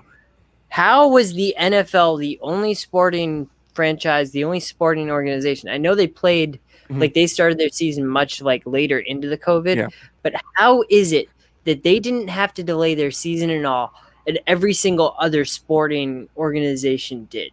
That just aggravates me because I don't think they did a good job at that. Open air stadiums, that does help. Yes. When this all started, when like the NBA a year postponed till the summer, and baseball postponed much later and whatnot, NFL season was done. Like they were done. Yeah, it was done. They were like they didn't. But when start it was till starting, September. like when NFL season was starting, that's when like the second surge started. I mean, it was September, but. Yeah. Like there was a while where they couldn't have fans in at all. I mean, there were games that were postponed and whatnot too. Like they had some games that were going to be on Sunday ended up being played on Wednesday and whatnot. And the players that had it and were in close contact, they weren't allowed to go. They had to stay home for the amount of time they were required to. Go to like NBA, MLB, they were especially MLB. I think MLB did the best at it. Because every time, because it's one of those things, and NFL is notorious about stop that. NFL is you can have it on, just don't flick it. NFL is notorious. There was a whole movie with Will Smith about it. They are Mhm. notorious about covering up injuries, illness, where a certain player got an illness, faking injuries to divert knowledge. I just feel like MLB, the way that MLB does it, I feel like we got total transparency when it came to MLB teams, where we knew if anybody around the players, any of the players themselves contracted COVID, and there was a big, like, noticeable delay in their gaming schedules. When it comes to the NFL, I don't think Roger Goodell has any regard for human life. Like, and I don't think that's just unique to this year. So there, I would agree with you on some of them. There's season where some injuries, are hidden, unless it's like bad to where they legit can't play. And I mean, Bill Belichick of the Patriots is worst. Right. But this past season was completely different because it wasn't the NFL just getting it. It was also health officials and whatnot. So it's not like they could be like, oh, nobody got COVID, because it would have gotten out no matter what. So there were big players on teams that had to sit out for like 2 weeks and couldn't play at all. And then if there's there were games that were delayed. There was 2 teams in particular that had games delayed a week or 2. Because there wasn't enough people that could play. They only play 1 day a week too, so you wouldn't have as much exposure. Yeah, and like they were tested every single day. They they played it right. But no, like if they only allowed fans in if the health organization or like the people around, like with Indy, their health organization people, they would approve everything. Like I could have went, because I'm a season ticket holder. I could have went this past year. I had no time to go for when I could have went. But no, my whole point was with it, being all connected to the theater thing is like, because we're yeah, you can go back. We don't want to talk because we're I thought you meant Broadway when you said theaters. No, movie theaters. Movie theaters. Come on. We're a movie show. Yeah, we're a movie show. Broadway, I think, is open now. I think are they? Or it's like pre-recorded or whatever. I don't know. Like they're making money in some way. Broadway's always in previews, guys. Right. That's where you see the good performances. True. But with the whole thing, I don't think everybody's going to get the vaccine, obviously, but with them expecting the vaccine to be available by May or June to all adults. Update on important things. Broadway will begin reopening in April 1st. Oh, there we go. Everything's opening up April 1st. Which means it's a joke and the whole world will be shut down again for a year. There you go. Boom. Yeah, watch. The Tony Awards, though? Wait, what? What about what? What does that mean for the Tonys? They'll just give Hamilton everything again. Yeah, they'll just be like, Hamilton, take it again and again. Oh, you sweep twice. Did it again. We did it, Joe. We did it. So, all right. But with them expecting the vaccine to be available to pretty much every adult by like May, regardless of if everybody takes it or not, which obviously is not going to be the case. No, they won't. That's why they're expecting fall to be when everything's going to be open at 100% capacity. You're still wearing masks, just to be safe. I'm worried about the people who aren't going to get the vaccination. I think because there are a lot of those people, and that they're like-minded people, so they gather together. I don't know how they're going to do it with the theaters, though. I don't know if they're going to require you to get a vaccine to see a movie. They very well could make that an option if they're like going to be real serious about it.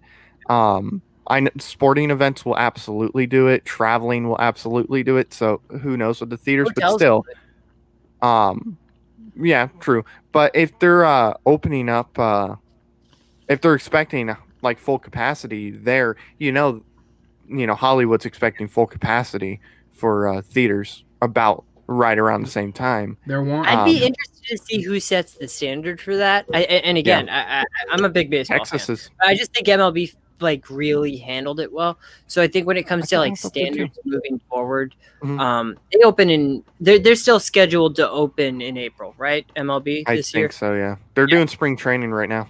So. I think they're going to set the standard as far as stadium seating goes moving forward. Because MLB was one of those sports that before they were struggling to sell out games, like not as much as NFL was because less games and stuff like that. NHL struggled as well. But outdoors, where I really do think if there's going to be any sort of like COVID vaccination enforcement, you'll see it first with the MLB. And then other sports leagues will decide whether or not to copy their mandate or not. Because MLB is really always and they don't have to be because their players, even though they play more games, they're not really at risk as much. But when it comes to like concussion testing, when it comes to like concussion protection, MLB has been at the front line of that because they were coming out with concussion protective helmets way before the NFL or the NHL were. So I think MLB, even though it's like different leadership during all those points, especially the leadership of the MLB now, I just think that they're going to be setting the standard moving forward for what we're going to see as far as like sporting events, testing or screening processes for COVID goes. Right. Say, that's So movies. probably the case. So movies. No, Movies. I do. I guess that kind of relates to the movies because you might have to. You know, I'm very curious to see how the theaters actually will handle it once it opens up at 100%. Texas, you know, they're opening up at 100%, regardless if you agree or not. I actually tend to be on the I agree side because now we can actually see we're opening up 100% everything. I don't agree with the no mask thing, but hey, they're doing that. Let's see how it works because who knows? Maybe Just Texas... going back to the Star Trek point from before, Counselor Troy, Commander Troy from the Star Trek movies and Next Generation, Marina Sirtis said a couple weeks ago, she always says controversial things, but she said that Texas was quote unquote getting what they deserve. Her words, not mine, when it comes to like the power outages thing. Yeah. Because if you're not wearing masks and you're opening theaters up to 100%, when most of your population is not being vaccinated, I'm sorry, you're part of the problem. So, but with Texas though, excuse me, because they're opening up 100% for everything. Yeah. I don't know if they're gonna do that with the theaters. Here's the thing about the Texas thing that people are forgetting is the state is giving clearance to open everything up to 100% capacity. Every individual private business has the option to go against or with that, and it's the same with the mask rule. I actually think it's going to cause more uprise than anything because I think if businesses are smart, they'll keep their policies the same cross state, which means you'll have a state saying you don't have to wear masks. But if you walk into a business, they're going to say put on a mask, and I think it's going to cause more issues. But they are still in Texas, so. Look, Walmart, it doesn't require masks. Okay, they may have a sign that says, "Please wear a mask." I could walk if I want to. I could walk into a Walmart now. Well, not right now because they're closed. But when they open, I could walk in, not have a mask. Ooh, what's that thing? I mean, the mask thing is even debatable because I went to the doctor earlier this week, and the nurse told me apparently they're saying that the masks don't mean anything anymore. Like, and I was wearing a mask. I was like, oh, okay, that's something weird hearing when you go to the doctor's. But so when it comes to the mask, it's just like the occupancy thing. The like, it's more of a mentality. I think. Like, I think it's more of a message. Like the mask thing, whether it protects or not, it tells people, hey, be cautious. Things are still happening. Be cautious, whether the masks protect or not.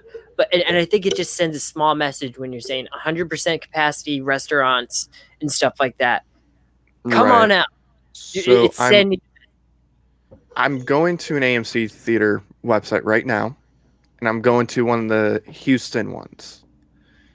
And it looks like, let me click tomorrow because I don't think there's anything playing right now. They have nothing about any capacity, so that it's 100% open. click into an individual showtime. That's 40% where they display capacity. Yep. I just noticed right above the thing, right before you see all the different movies, it says it's at 40%. Well, I think here it's 25%, but Massachusetts is the strictest. Well, and that's the thing is AMC's approach to it has been our nationwide policy is minimum 40%. If your state requires less, we will shift to less for your state. Right. Because here it's 40% as well. Yes, I think it's 40% here too. But I wanted to ask your guys' opinions on it.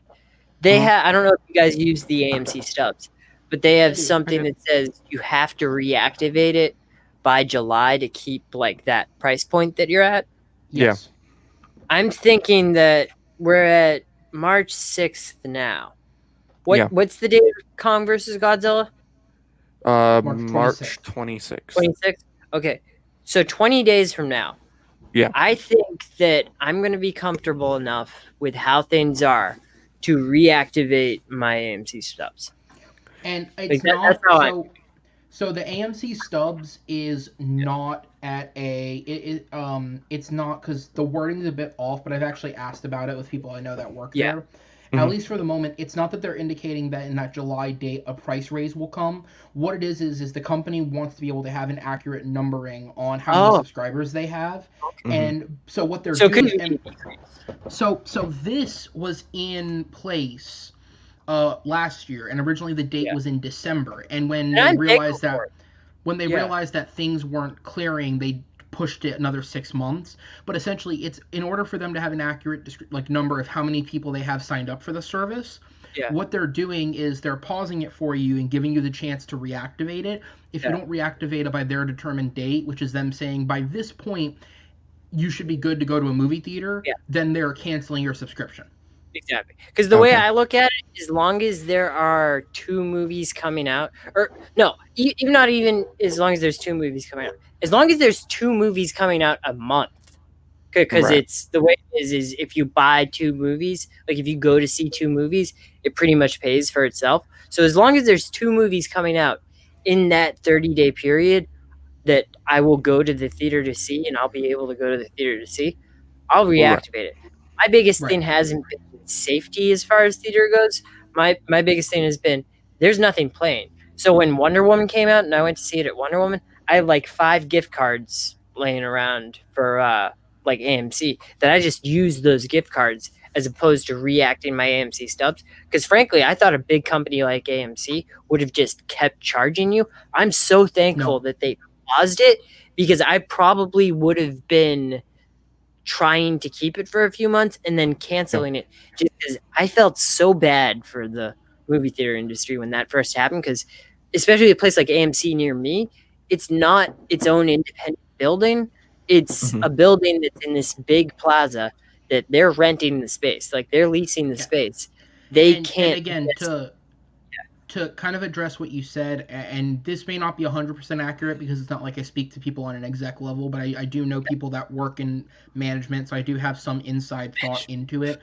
From what they're aware of, there was thought at one point about continuing charging for it as a way to make profit, but essentially what they ended up coming to the decision on is if they continued charging while people had zero access whatsoever, they felt that the repercussion would be they'd lose subscribers, and they were struggling to see how they could get them back if they lose that trust in them as a business. And so for the long-term business decision, it made sense to halt payment and keep your people on board so that when it did reopen, you keep them. Yes. See, in business school, like that's one of the things they teach you, like, is it more profitable to have a customer that is continuing or to get a new customer? And it's a philosophy that's changed over like the internet age of things, where it's more profitable to get a new customer. But what we've seen kind of shift recently, especially in the movie industry, and I'll make a comparison to Xbox, where the brand loyalty, that does a lot moving forward. You might not get everything like up front, but because of what Xbox did with their like Xbox One Series X, with these exclusive games where you don't have to upgrade your console to get the new game that's coming out, that buys brand loyalty for me. I'm one of those people that's lucky enough to have like a PlayStation, a Switch, an Xbox, a PC. And if I'm going to buy a game, I will buy it for Xbox, just because they didn't try to upcharge me when they didn't have to. You can determine a lot about someone when they treat someone nice when they don't have to. AMC didn't Right. have to do that. They could have just kept upcharging and left it to the subscribers to cancel it on their own. But they decided, hey, we're going to pause this for you. Come back when you're ready. And Right. I'm serious. That's going to make me, And if they were to open a Regal up next door to the AMC and it was cheaper, like by like $2, I'd still go to the AMC just because they didn't screw me when they had the chance. Right. And they even made it so that in app, they completely locked everybody's Stubs account and took out some of the button options. So helpful. Like, when there was an option to like, because they put back in the option where it was like reactivate account, they completely took that section away during the pandemic so that nobody could accidentally like reactivate their account. Because they easily could have put that back in there, and then it's like, well, you clicked on it, but no, there wasn't shady business. It was now, just. Do you two have Regals near you? I have one not closer about. than an AMC. You have one? Do you know if Regal hour. offers the subscription thing and if they did the same thing? They offer something, but it's not as good and as I should say, AMC. as It's not as good as somebody stuff, who, so more like I'll put it Cinema. up to the screen, as somebody, because I remember reading this, but I wasn't 100% sure, as somebody who It's has class A-list, acting, yeah. they've now put in an option where, as a paying member, if I felt uncomfortable going, I can now repause my membership. Yeah, it's right in app. Like they have been so that AMC Stubs thing, and the reason they do it is because they figure they get you in the door, and then you're hungry, and you buy the concessions at AMC. It's a brilliant And marketing strategy, I've and the fact they still make it an option during this time is just like they don't have to. I've bought more concessions in terms of almost every time I go now, I at least get a drink, if only because I'm supporting a smaller.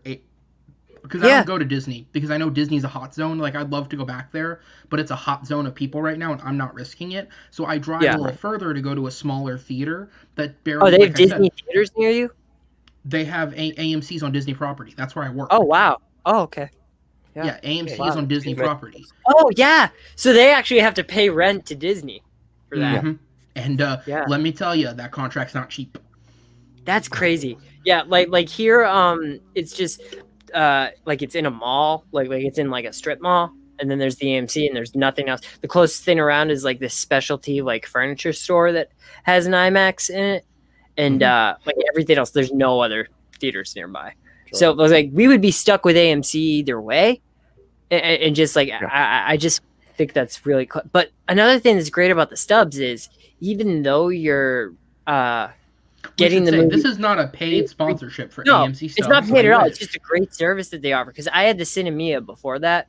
Like that's something that can't be always hyped up. But the problem with Cinemia is they had the worst customer service in the world. I remember I canceled Cinemia the weekend of Captain Marvel because they blacked out their entire service the week of Captain Marvel so that nobody could buy tickets to Captain Marvel. Oh. And that was I think the week after that is when I got the Stubs. Like I didn't just get one Stubs. Right. I got a Stubs for me. I got a Stubs for Devin. I got a Stubs for my dad. Because even that $60 a month was better than the $30 a month that I was paying for Cinemia for three tickets for 2 a week.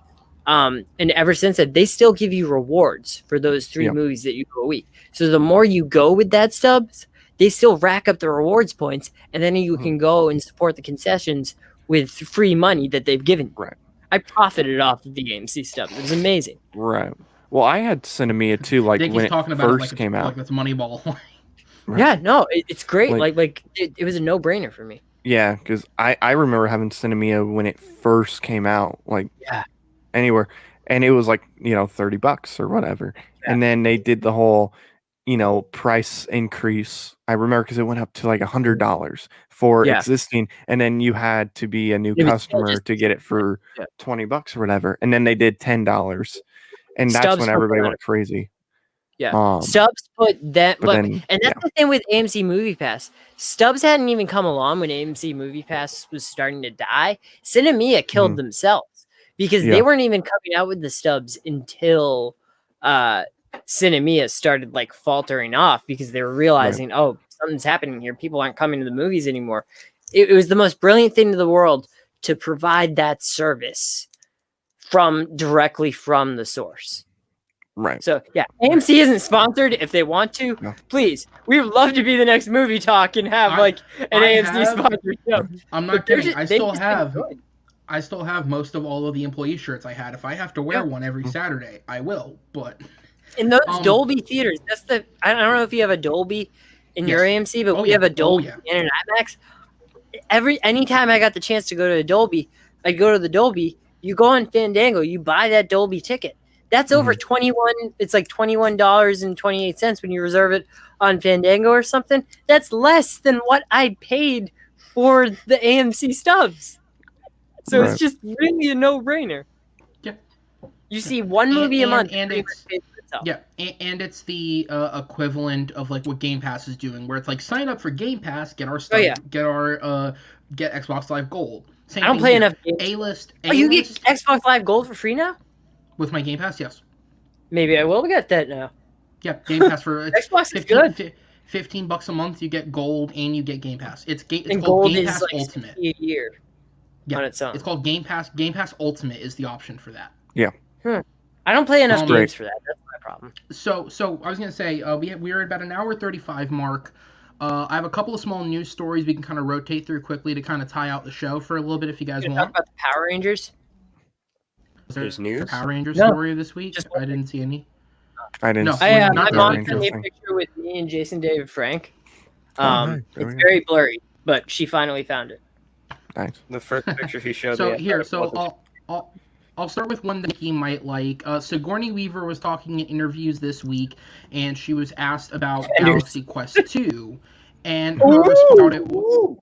Let me get it out. Her response about it was essentially, she said, a few years ago we were in complete and active development. Both the co-writer Robert Gordon and director Dean Parasot were on board completely. She said production was halted for an undetermined amount of time upon the passing of Alan Rickman because they felt at that point it would be disrespectful to move forward in the immediate wake of his passing.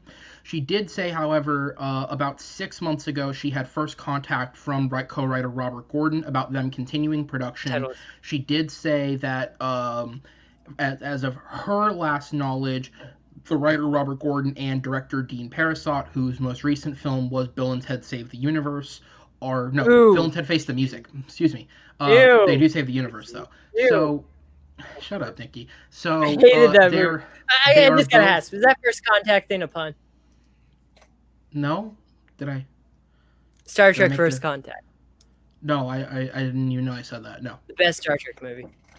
Anyways, this is why I pre-record these. This is why I'm in uniform. God damn it. So she said she doesn't know 100% where they are, but as of what she knows, they are on track to try and get it produced. She was then asked separately if it were up to her, what would they do? She thinks at this point, with the age of all the cast, she thinks it would be fun to do a next generation bit with it, where they bring in a younger crew of people, almost like a Generations type film. She said especially since the original crew wouldn't be complete, because obviously Alan Rickman wouldn't be there. There's been a lot of questions with some people around how much involvement Daryl Mitchell could have in the film, since the first film happened, he's been paralyzed. Obviously, some actors would be more expensive now. Someone like Sam Rockwell, who was kind of a smaller player, would cost more. So there's a question of like, who could they bring in? Justin Long. Well, I don't know if they'd bring Justin Long back, but if you did again, he'd be more expensive. But yeah, so I think they'll add him to this group. There's still life potentially in Galaxy Quest. What are the thoughts on that? I love the first one personally, so it's a thing of like, look, I think it's unfortunate that we no longer have Alan Rickman for a lot of reasons. He was a great actor. A couple of months ago during the height of quarantine, I saw what was his last live action performance, which was called Eye in the Sky. It was a great little film, and he was brilliant in it. It's essentially about it's a military operation where they're attempting to take out a terrorist before they commit the terrorism act. But their strike zone, a little girl runs into their strike zone, and it's about basically the politics behind, is it right or wrong to kill a little girl in order to stop a terrorist? and it's an incredible film. His performance in it How is does really, the two really good. coincide? Because she's in the strike zone. I just said that. Oh, strike zone. Okay, so it's like a drone strike. Yes. Okay. Yes, America does that a lot, guys. Yes. Anyway, different so- topic. What studio do you think Galaxy Quest? Or I'm sorry, not do you think? Do you know what studio? Because it was DreamWorks originally. Who do those rights go to as far as like I'm still in the streaming service. Like, is that Disney Plus? Is it Paramount Plus? Is it HBO Max? So like, the last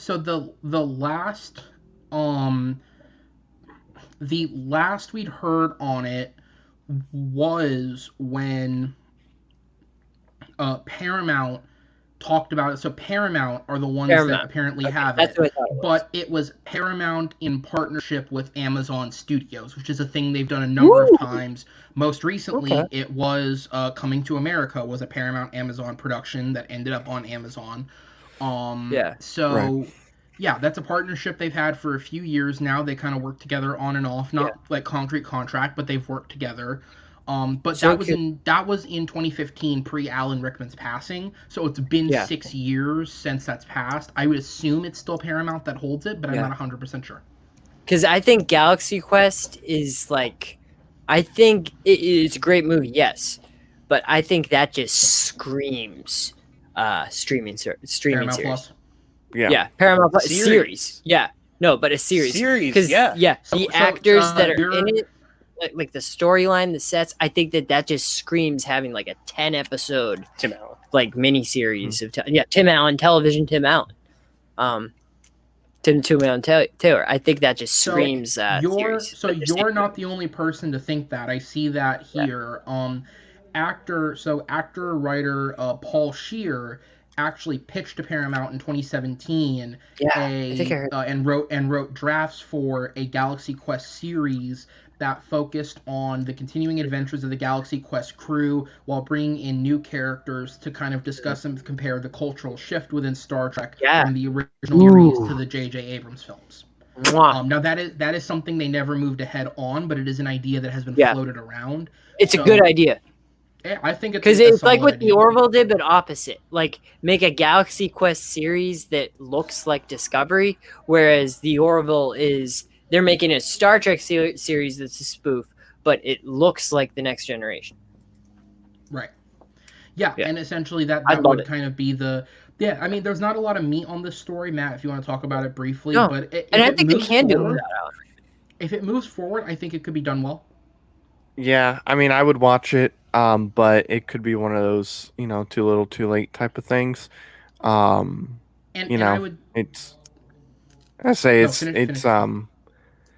been a little bit since the original came out. It's been a while, and normally, whenever we have a sequel that is coming out, more than 10 years after the original. I can't remember when the first one came out. Yeah, 1987, I believe. 1987. I have a picture. It was one of those like photo booth pictures where it sketches you. Yeah. And 1999. That's when I got it done because like it's dated.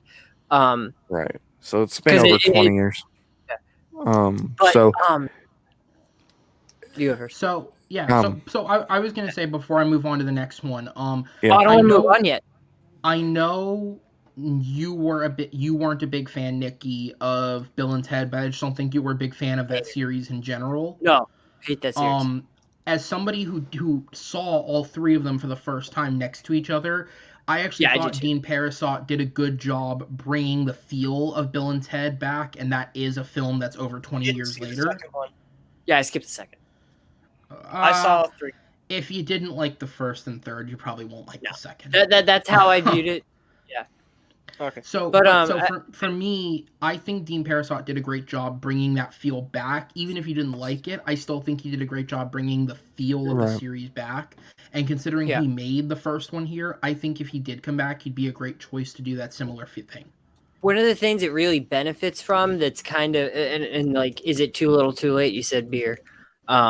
I think that was you, but the thing that it benefits from is that first movie is so like the culture of the whole entire convention circuit is so ingrained in the plot of that first movie where the convention circuit has blown up. Like convention circuit is 100 times what it was when that movie came out, and it's so much more relatable now than it would have been back then.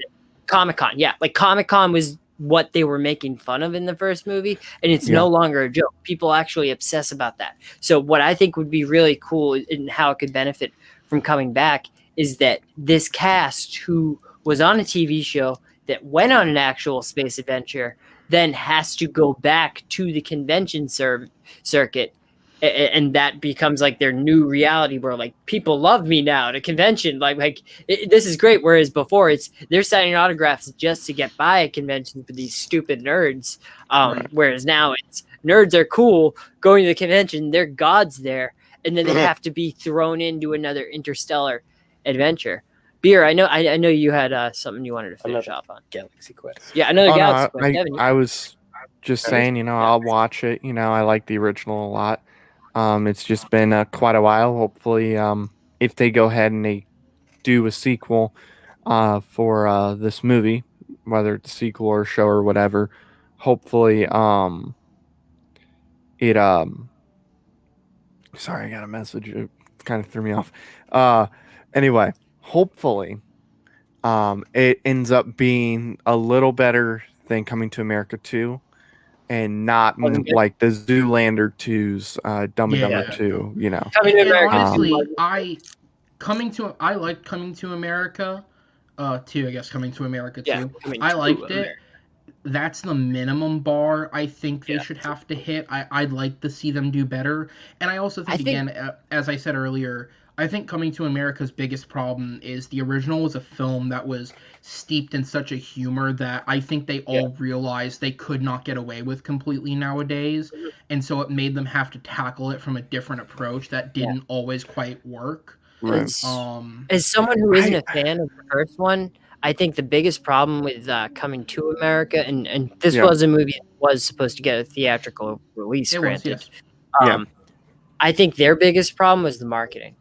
Every single image, every single scene that I saw from this movie as someone who wasn't a fan of the original, every time I saw a scene or a clip or an image from that movie, I was from the original.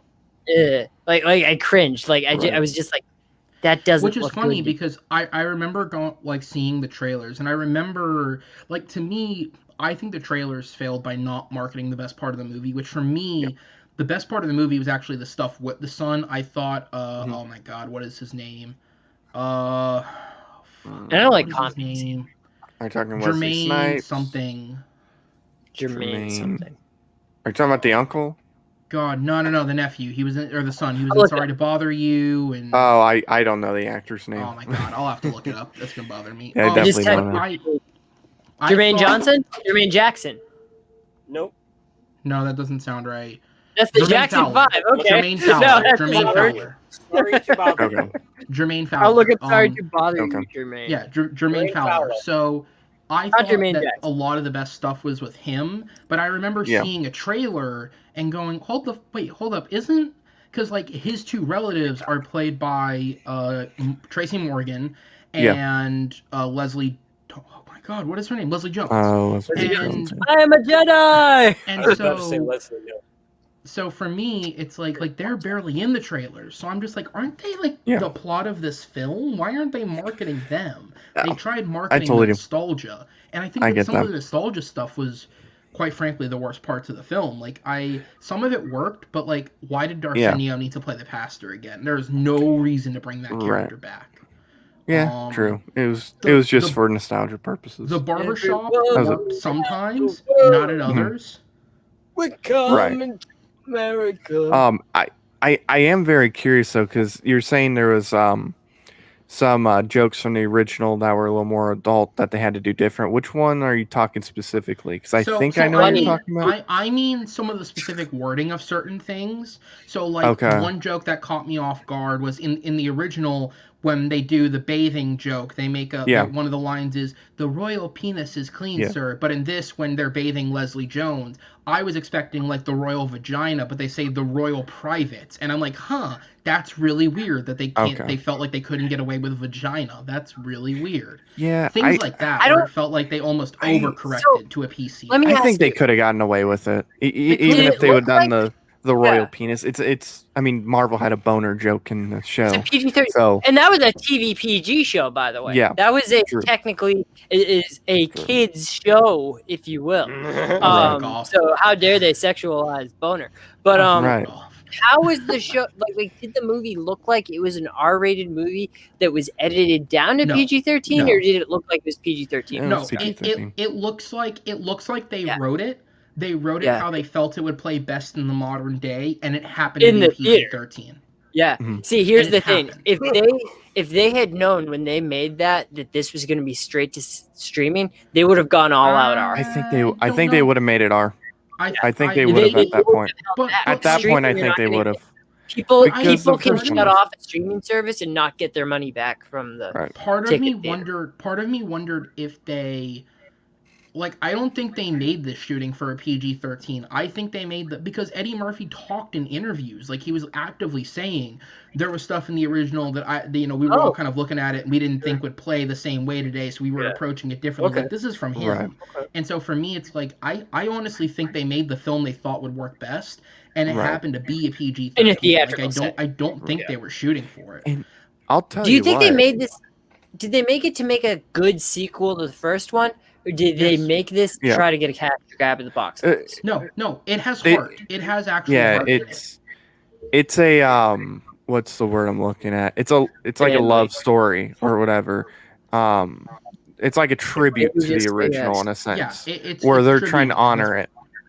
Yeah. But I'll tell you what. So that I was gonna say so much so that part of Jermaine Fowler's piece in the film is they tell him which honestly the flashbacks for this was one of my least favorite parts, but I like the concept where did he age them? No. They just straight up show clips from the first film in a flashback. But to me, they did de-age them in one scene. They de-aged Arsenio in a scene. Yeah. Eddie didn't look like he was fucked with all that much. Well, that whole scene, because they continued to the apartment. I mean, Eddie was obviously. I will say, since we're talking about the film now, one of my questions was like, I don't know, the first film's pretty tight knit on what he does in New York. I'm very curious to see where they fit in how he fucked somebody, and they kind of dodge around it. But I love the fact that like he has a son by way of rape. Like he got raped and has a son. And it's kind of funny to me. Wait, no, that's not a joke. That happens. Oh, I know, but that's what I'm saying. In the context of the film, they're not playing it for laughs, but it's like essentially the way they reveal it is. So you've seen the original, Nikki. You've seen the original, right? Nikki, you've seen the original, right? I'm checked out. I've seen clips of the original. I've seen it on TV, and then I'm like, nah, this isn't for me. Like it's like Beverly Hills Cop. I've never been an Eddie guy. So in the original, there's a scene where they're in a club, and it's one of those scenes in a film where it's like they never actually wrap up that scene. They just make the joke and cut away. They use the fact that scene never got wrapped up in the first one as a way to explain where it went. So it's I like that a lot. Yeah, it's like Superman 3. Like Superman 3 cuts away, he totally banged that lady. Right, and they just say he was drugged, so he doesn't remember it. And it's like, okay, I actually think that's a creative way of doing it. They didn't try and force, like, a night before we got married, I sowed my oats by fucking some woman. Like, they don't try to, like, fit any... That was terribly racist, I'm so sorry. But they don't try to force anything in. I was going to make a joke about Eddie Murphy. Right. So Eddie Murphy, about him not looking... I was going to make a joke how black people age much better than white people do. Black don't crack. They do. Thank you, Devin. There was a joke that his mother always made. So like I was thinking of that, and I said, I'm too white to make that joke, but you're not. No, I again, it's not a perfect film by any stretch of the imagination, but I certainly enjoyed it. I don't think it's bad. It's got laughs. it's got laughs, it's got heart. It's clear they tried. Like I don't think this was as good as Dolomite Is My Name. Oh God, no. But But it's better than Zoolander. But well, yes. But the point is, in Dolomite Is My Name, you could see there was a clear connection in terms of the filmmaking and the acting between Craig and Eddie. That was still here. Like the same passion and care from both of them was here in the product. This just wasn't as good a product. That's all it was. Right. But no, and at first I kind of had an issue with it being PG-13 because I was like, why can they push it? But then I realized with the first one, if you cut out a few F-bombs, first one's a PG-13 it's not that movie. Bad. It's not terrible. Yeah, it's You basically it's a PG-13 movie, but it's a PG-13 movie for that time where now like racial things will be censored, and back then they wouldn't. It's not that bad. Eddie Murphy still dresses up as a white Jewish man in this. Like they don't. We're much more. There's certain things they hid from and certain things they didn't. Eddie Murphy in 2019 dressed up as a white Jewish man because he did it in the original. Like there's certain things they don't shy away from, and that scene is just as overly stereotypically kind of low key racist as it was in the original. Well, now I'm not gonna watch it. But so. I don't think the first one was all that bad. Like I like it. I really like the first one. Oh, it's one of my favorite comedies. It's great. So I was gonna say I'll throw out one or two more quick ones and then we get the fuck out. Here's another one. All right, so we mentioned it briefly. Real quick, throw them both out. So 3 big movies shifted their release dates. 2 went forward, 1 went back. So the first was A Quiet Place 2 shifted its release date up from a date. I believe it's May 23rd, but they shifted their release date up from September into May. This followed suit with Universal bumping of their films back. So they bumped Fast and Furious from May 28th, which I actually believe might be the date that A Quiet Place is on, May 28th. So they bumped it back. So they bumped it back from May 28th to June 25th. I think that's very wise. Which would have put it in direct competition with Minions, which was set to go to theaters a week later on July 2nd, 2021. Universal and Furious announcement by saying Minions was moved from 2nd to July 2022, which means this is the second year-long delay that this film has gone through. Why are they doing that? That's interesting. So I think that brings up a very interesting argument about, or not even an argument, just a point that I don't think kids' movies should be released in theaters right now at all. Because parents are gonna be very protective of their kids. You're not seeing the dad's got the kids for the weekend, so we're going to the movie theaters. You're not seeing that as much. The things that you're seeing, the movies that are selling tickets in theaters are the fanboys that are going that want to see it on the big screen. You're not seeing as many like families going to the theaters right now just to have something to do for the weekend. You're seeing people that actually respect theater that are going to the theaters right now. So I think Minions 2, that should be one of those things that, which studio is that DreamWorks as well? It's Illumination. Illumination. Is that Paramount, Disney, HBO Max? Universal. I just want to call it out because you're not, because on the comments on the article, someone else said this, so you're not the first person I've seen say it. I don't think it has anything to do with the quality of the film. In fact, studios often take the approach of if something is bad, they usually move it up and shuffle it out when they can just hide it and get rid of it. I think it's I don't think it has anything to do with it being bad. It may be bad. It may be surprisingly good. I don't actually know. But I don't think the quality... Because here's the thing. They already spent money launching a marketing campaign for it last year. They spent a little bit of money doing... They put out like some small promo images, I think, getting ready for this July date. And now they've bumped it again, which means they're going to have to ramp up a third marketing campaign on some level for this film. I don't think that's more money. That's not. I literally think it already came out. I think it's the kid thing though, where like parents don't want to take their kids to the movie theater and then bring them to school on Monday, and like I think it's more that. I think it's like schools sending home notices saying, hey, during the weekend, don't go out and be around people and then come to school on Monday. I think it really does have a lot to do with that, because really the people who are going to the movie theaters right now, the people that are going to Wonder Woman, who are going to go see Kong versus Godzilla, those are the people that don't really aren't necessarily like fathers, aren't mothers. They're people like me that don't have any people of their own, and they're just going to have something to do. Right. Like people with families, I think families are staying inside for the most part. For the most part, unless you live in Texas. Right. Yeah. Then you can definitely go like crazy. But no, I kind of, after you mentioned it, I do kind of agree with you, Nikki. I think that definitely plays a part of it because, you know, like especially with the whole vaccine, because that's what they're really relying on with these movies. I don't know when kids will be able to get a vaccine.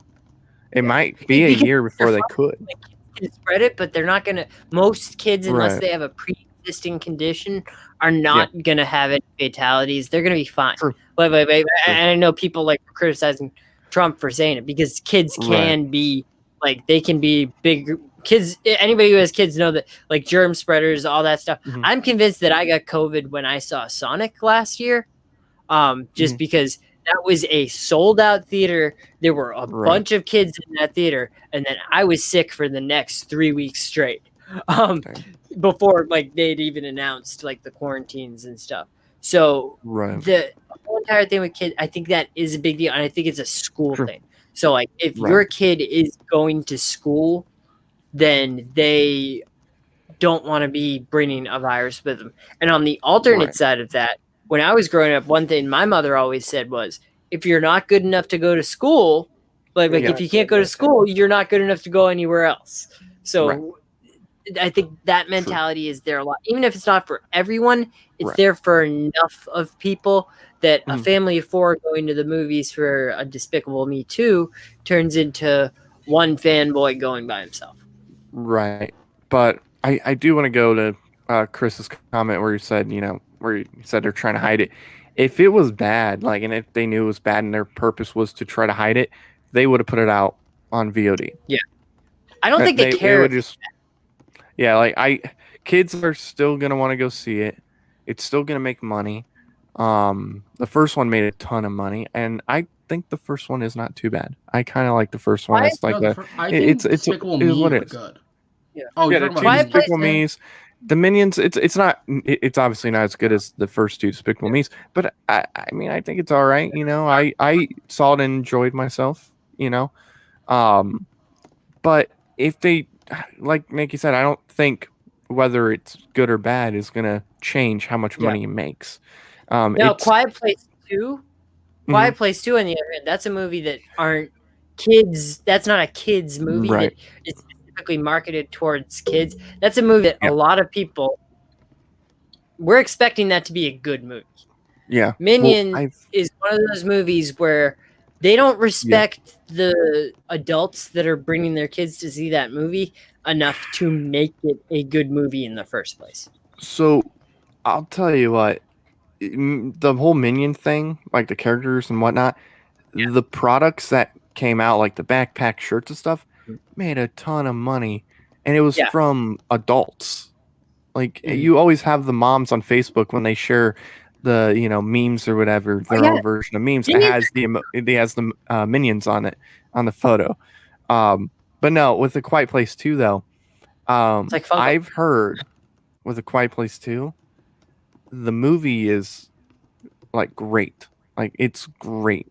I think Krasinski has suffered the most out of any actor or director because of COVID, because it's like he came out with that web series that he was doing once it first started, like Some Good Things. I don't know if he's still doing it. Some Good News. I feel the worst for that guy because he's the best man in the world, and he was gonna blow up both acting and directing wise because of Quiet Place 2. That was gonna take off like the Fantastic Four rumors. All that stuff is gonna take off, and it's just sorry. Yeah.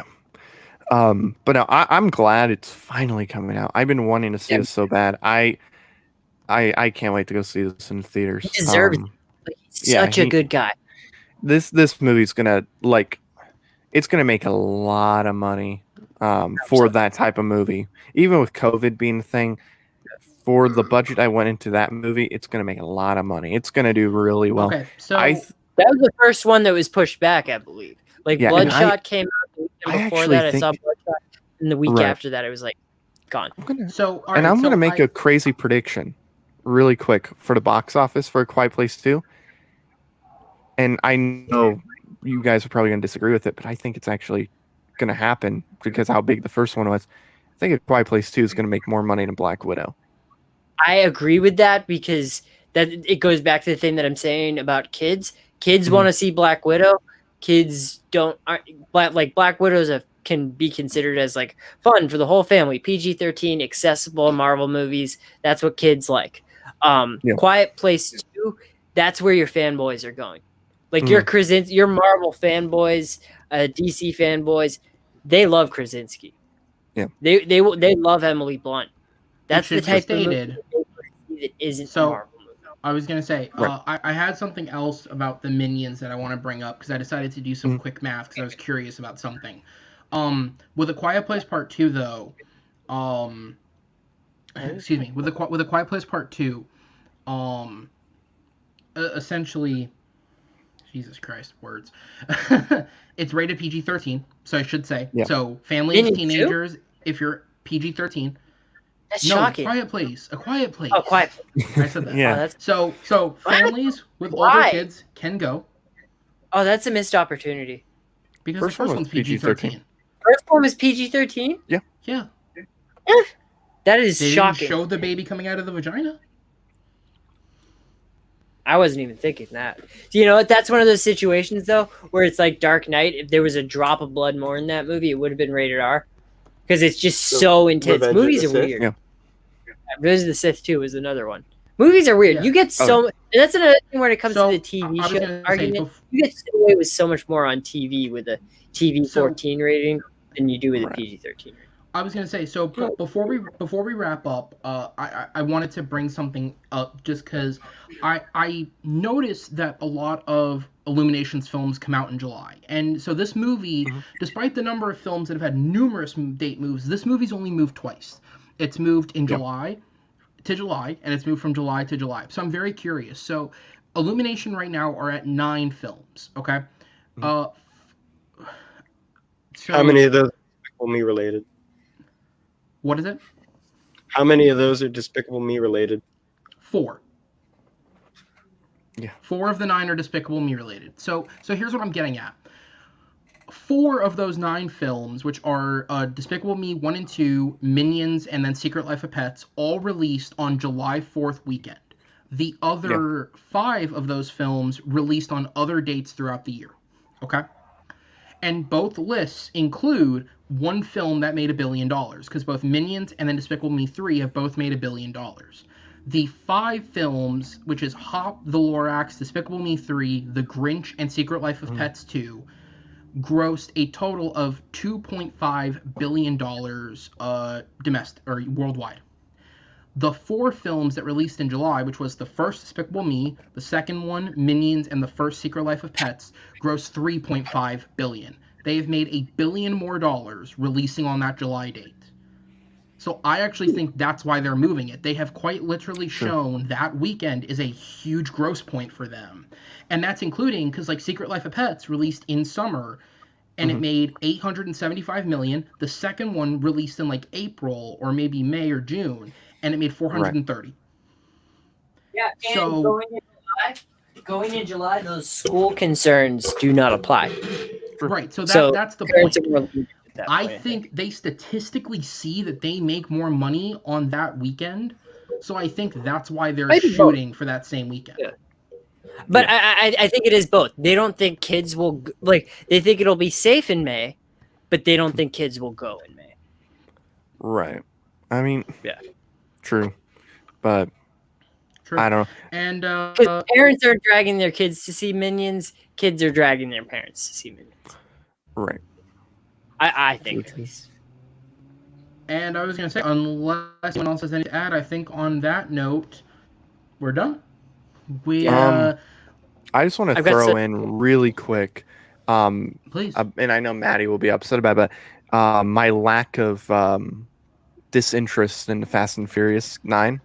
Oh, please go ahead. Yeah, it's fine. Like I'll see let's no, I'm let's excited throw about that. I mean, if you're excited, that's great. But to me, Helen I would be Mirren's perfectly fine if they took the digital copy, threw it in a trash can, put in a shredder, whatever, and just got rid of the movie and just said, "Look, that's anyway. it."